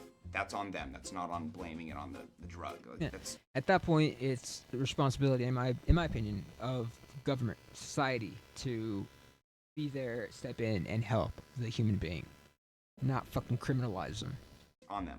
But let's say you're more conservative and that's not enough. I have a great alternative for you. You can treat it like ephedra. Ephedra is another psychoactive plant that if you make a tea out of this, it is very exhilarating. This is actually where we get Ephedra is where he's literally going to say this word right now, but meth, amphetamines. meth from originally. It's like coffee, but way more intense. And this is 100% legal to own in America. But if you make an extract like this from this, Ephedra, stuff that you can only get over the counter now because they used to make meth out of it. this is not. From my understanding, this is not illegal to own, but you cannot have marketing claims like advanced fat burner or good for energy or any of those advertisements. That's illegal to Because they used to, and it was killing people. protect the public. You can do the same with kratom. You can make them stop saying things like be happy or relief or all this shit. You can just make them say this is kratom, period. And with a massive warning of this contains kratom, can be addictive. I think that would single-handedly save a lot of people who don't do their research from unsuspectingly getting hooked on this. In other words, proper drug reform and proper regulation. And if you're really, really conservative, you can make it so you have to have a license to sell this, kind of like cannabis, but you know. And if you're really, really, really, really conservative and fascist, you can just go fuck yourself. If you're that conservative, I don't know. I don't think you're watching this video. But those are solutions that I wouldn't totally be against. And lastly, 7-OH. What do we do? It's worth noting what I'm feeling right now. This is not kratom. Kratom has a certain feel. This feels honestly like a typical opioid. If you were to give me this and say, hey, that's a Well, it's more along the lines of the tip. It acts more like a typical opioid in almost every sense. Norco, or that's an oxy. I'd go, okay, that sounds about right. That's what I'm feeling. So to put them in the same category as kratom is just unfair. This is just a different. But like you said, like he just said, if you were to tell somebody like this is Norco, which is hydrocodone, they would believe it. So in that same vein, being that hydrocodone is I think Schedule 2 or 3 medication, I don't see any problem in placing 7-hydroxy there, if said kratom is left alone, obviously. But 7-hydroxy on its own, we'd be totally fine with seeing it regulated as like a medication. And the MGM-15 shit, the MGM substances that are coming out, hopefully those don't go too crazy, because yeah, that's really going to lead to problems if we're already having problems with the 7-hydroxy products. Level. This is a hard one, and honestly, this is where I get a little conservative, because I agree. I think the 708 shit is kind of fucked. I think having pills that are this addictive at like every gas station with no regulation, it's a bit much. Like I honestly, it's a bit much. It's don't irresponsible. Love that. I think something needs to be done. But I think scheduling it as Schedule 1 is the most R-worded way thing overboard. they could have done. I thought we were all on the same page here. I thought we all agreed that the war on drugs is fucking stupid and doesn't work. It's it does failed. not stop people from doing drugs. Yeah. It is just a stupid idea that didn't work, and now we're doing it again. Reminder that Schedule 1... We never stopped doing it. It's always been a failure.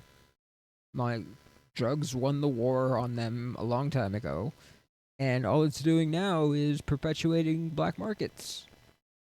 And drug classification is by definition for drugs that have little to no medicinal value at all. Yeah. And 7-OH definitely has a fuck ton of medicinal value. Cannabis is still we Schedule stopped 1. So much good research from going into how we can use this stuff as an alternative to opiates, which is exactly what we need right now. And on the off chance that you are a government member or a senator watching this right now, listen to me very carefully.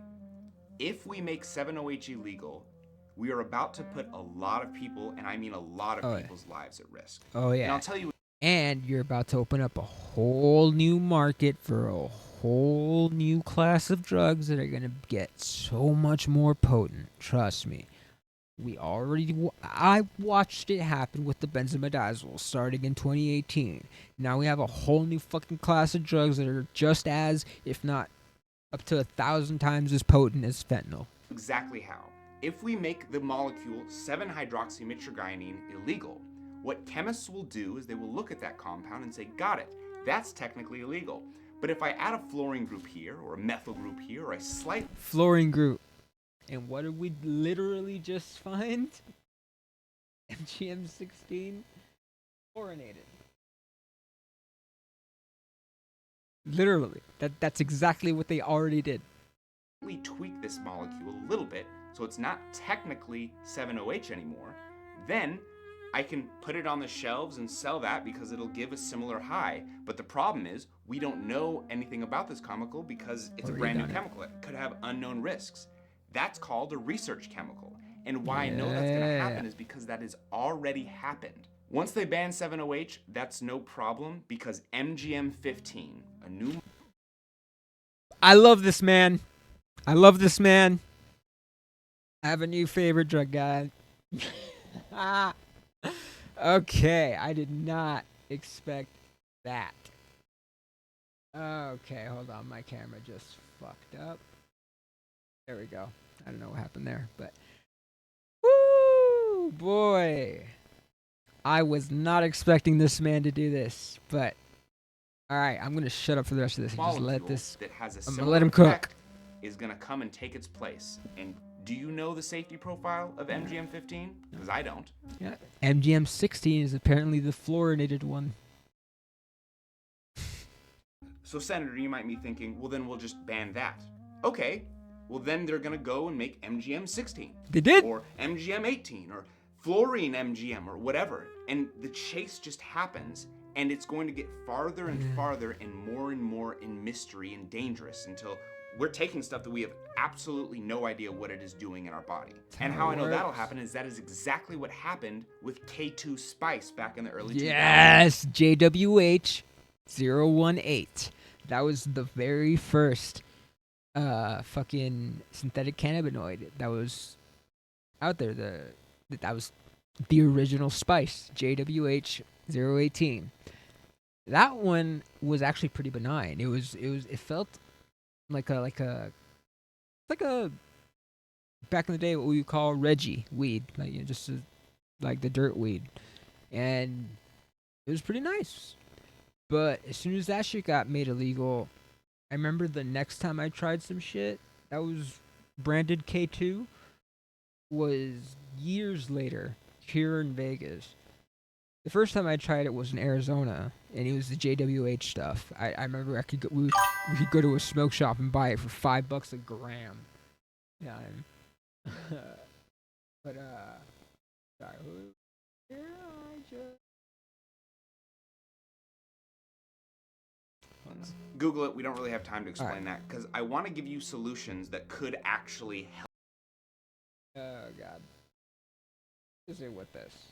Help this situation. First one off the top of my head, you can make it so you need a license to sell 7OH products. This would immediately restrict a ton of small mom and pop shops from even trying to sell 7OH, which would drastically decrease the accessibility of 7OH. So it's not at every gas station. So it's not at every smoke shop. You would have to go to a certain place to get it. Second idea, taxing the fuck out of it. Third idea, you can actually treat it similar to Sudafed, the stuff that people used to use to make meth. There you go. You can put a cap on how much someone can buy per day or per week or per month.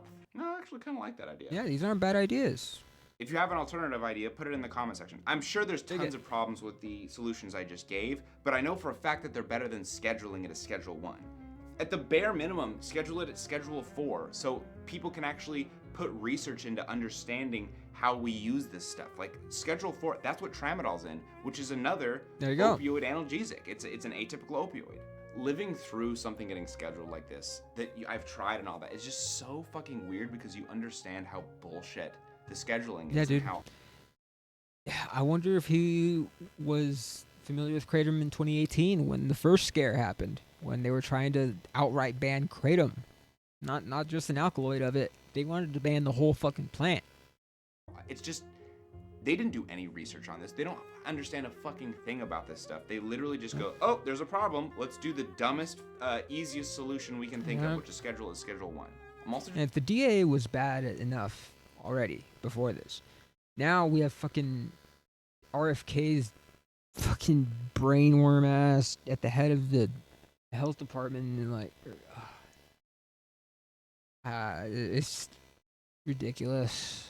I'm just scared for all the people who are really deep in their 7OH addiction, and then They're opiate addictions, period. Like, I mean, there's a group that I follow specifically of people using 7OH who were, they talk about it a lot in there. And I mean, while many of them did use it to kind of get off of much stronger opioids, now they're dealing with that. And I don't know, it's tough. 'Cause at the end of the day, this is all born out of the drug war and out of failures of the government to properly handle these things and properly treat people who need the help. I'm going cold turkey. Like I'm assuming that a lot of them will go to the street and get some fent and heroin to get so they don't have to go through withdrawal. Like this is like, Or they're gonna go get a pill that they think is oxycodone, but it's actually just a fent press. Because you have no idea how fucking disgustingly common those are now. And even pressed Xanax pills, so many of them are fucking like unintentionally laced with fent. Like, drug dealers don't intentionally lace their drugs with like fentanyl and stuff. If they do, it'd be in extremely tiny amounts, and probably for somebody that they already know is using an opiate. Because if they did it for somebody who was opiate naive, they're just killing their own customers. And they don't want that. They want money. So, like, I mean, just regulating the stuff, making sure that people are getting clean products, and, like, when they need them and are ready to get the services, treatment is there and is ready. But instead, you know, you gotta fucking criminalize everybody and make everything surrounded around profit. serious. Yeah. And they don't care. They just don't. No. And that's the problem. Yep. They just don't care. In other news, I will be in Peru for the next few months studying ethnobotany. So this channel is going to have a lot of cool upcoming videos about the ethnobotany of coca, of ayahuasca, Good of shit. Amazonian tribes and cultures. So if you're in Peru, if you're in Iquitos, or if you're in Lima or Cusco, hit me up, please. I'm trying to have every connection Okay. I possibly can. Great video, make man. friends, do cool videos. If you're part of a cool culture that you want to represent, please let me know. Or if you know someone, Alright. like, please. Peace! Yeah, alright. Meta Beshe. I have never seen this guy. It's fucking awesome. This is banger video. Fucking 10 out of 10. Absolutely banger. Yeah, total banger. I'm thoroughly impressed by this. Like, I could not have done this any better myself. Yeah, anyways. I think I'm pretty much done. Probably gonna call it here. That was fun just to go through.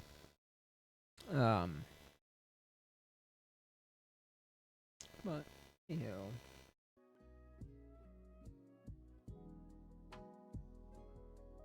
Oh no. Camera again.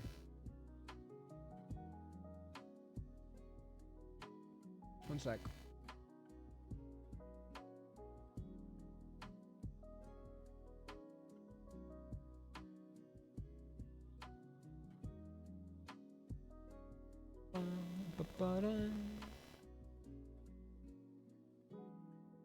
Come on, damn it. Why does it always do that?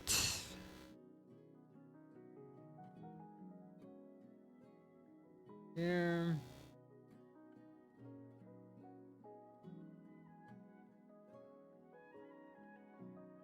Go.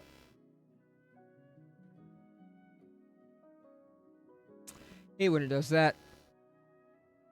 But, you know, it is what it is.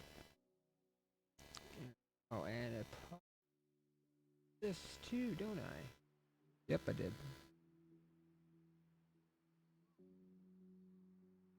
Every time.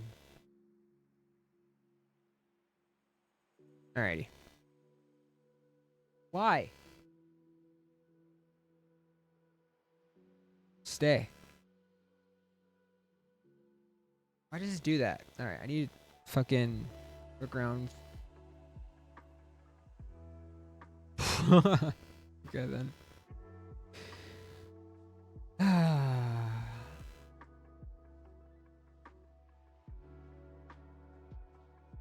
And as we speak, this is what's going on in Gaza. Well, took them long enough, but the UN finally decided that Israel is committing a genocide.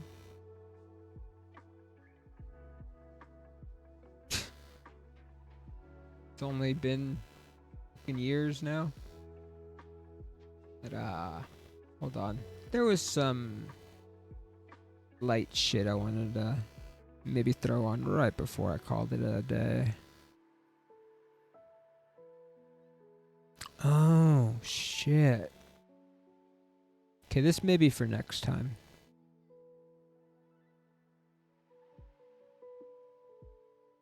Most of us have fucked our attention spans, I reckon, and I'm going to suggest a remedy.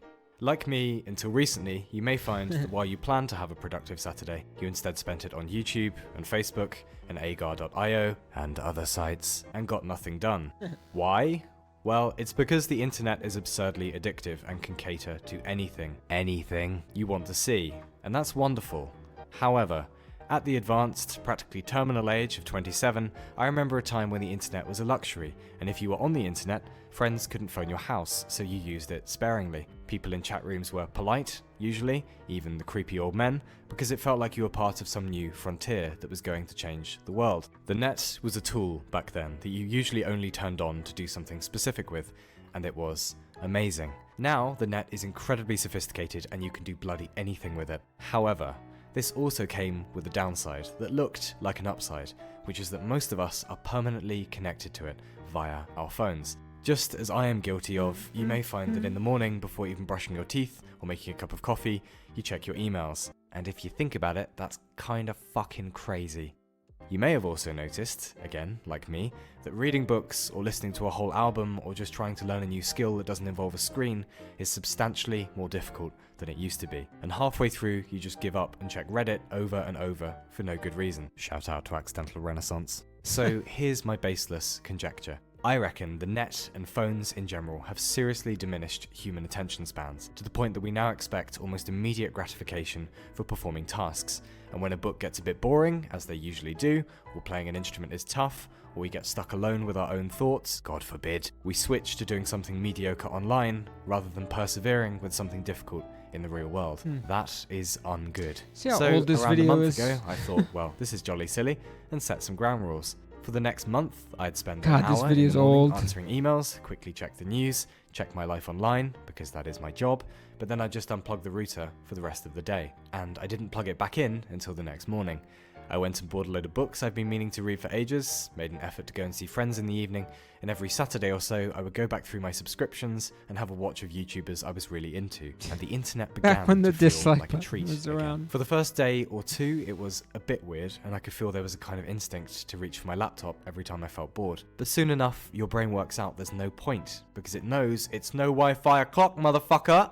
And sure enough, tasks requiring concentration get easier, because you learn that you can't just escape into the lovely, fuzzy, warm oblivion of the internet. And on top of that, you realize, or I certainly did, that for a very long time now, you've been sacrificing productive time, or just an hour to have a think about your life, for the sake of watching something you don't really give a shit about out of fear of being bored. Fast food is delicious, but you're not supposed to eat it for every fucking meal. If you'd described the internet to anyone before the 90s, they would have assumed we'd be living in a techno-utopia and that everything would be amazing. And like all technology, they probably wouldn't have predicted that this big lovely binary cake comes with some downsides. Now we have two personas to manage, our real one and our digital one. Snail mail has been replaced with digital mail, which people get angry with if you don't answer immediately, and instantaneous transfer of information has given rise to immediate boredom with anything that doesn't have a hook in the first 10 seconds. Try it for a month or just In a 8 week. years, it's Use the only internet gotten as a tool worse. again, rather than a source of constant gratification, if that's what Before you're doing now. any Set some AI. rules. If you work from home, download a site blocker. Take up a hobby in the outside world that you've always wanted to.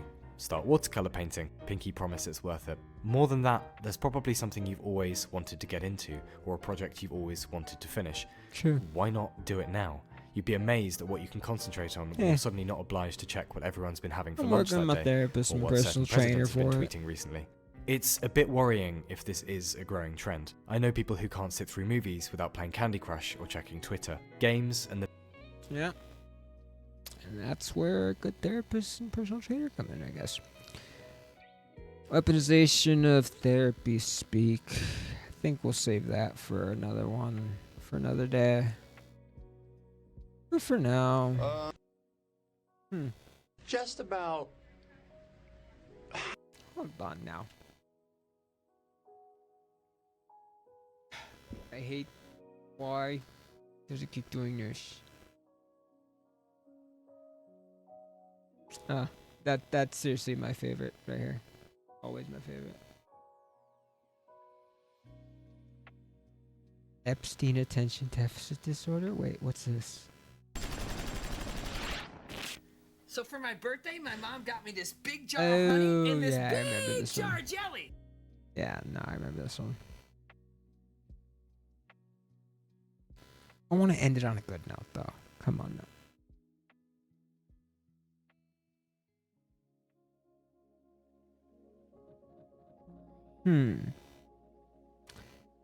Oh, man, the Civil War on drugs, such a great thing, man. Such a great thing. Oh, is this it? This is the hot dog one.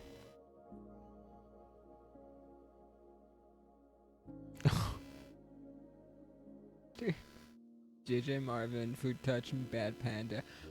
Oh, Bad Panda. Okay. Okay, this one. Bucket? Yeah. But Right? It's romantic. Ah, shit. You're welcome. God damn it. Yeah, to be honest, I'm not sure you're the best judge of what women want. Sorry. I hope you understand that I have lost 6 chickens this year to That's millennials this guy now. racing down my road in their Nazi cars. I need speed bumps, not warnings. I need bumps.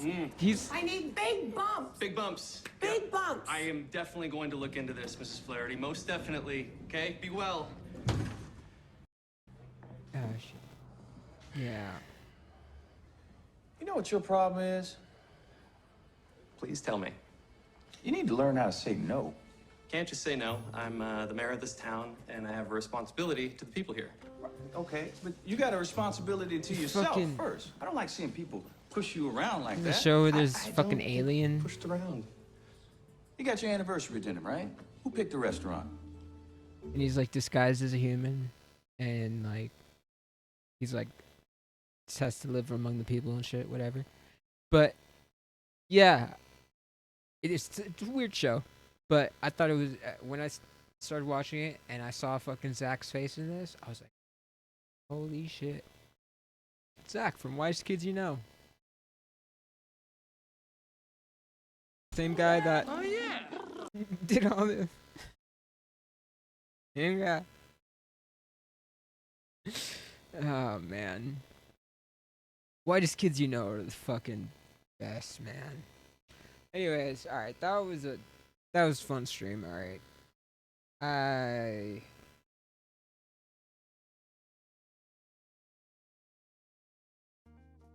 Decent time going through that video with that guy. I'm gonna go through that guy's channel a little bit more.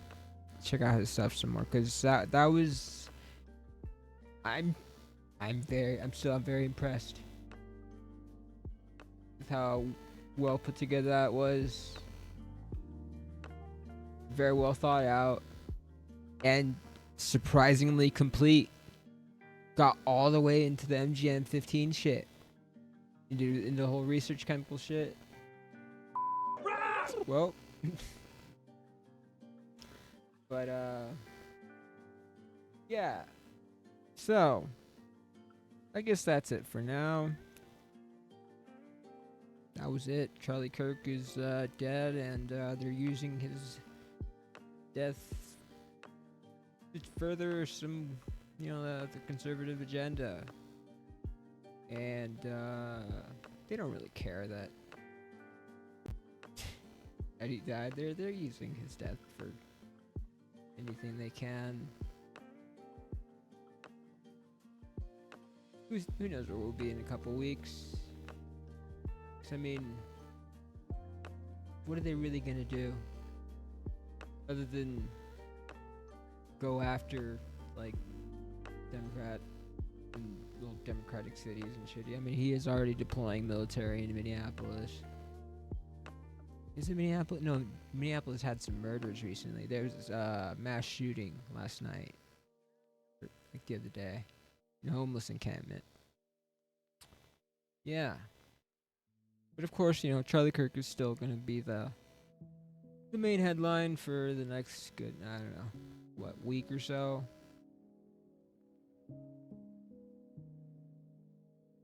God, it's annoying. It's just like the last Trump term, dude. Every single day, it's just waking up to another, just more bullshit. But yeah, I think my friend said this. Got through the last one, right? We'll get through this one. Okay. One way or another, right? Yeah. Alright. Fuck anybody watching this just cause. No, I'm kidding. I love y'all. Peace.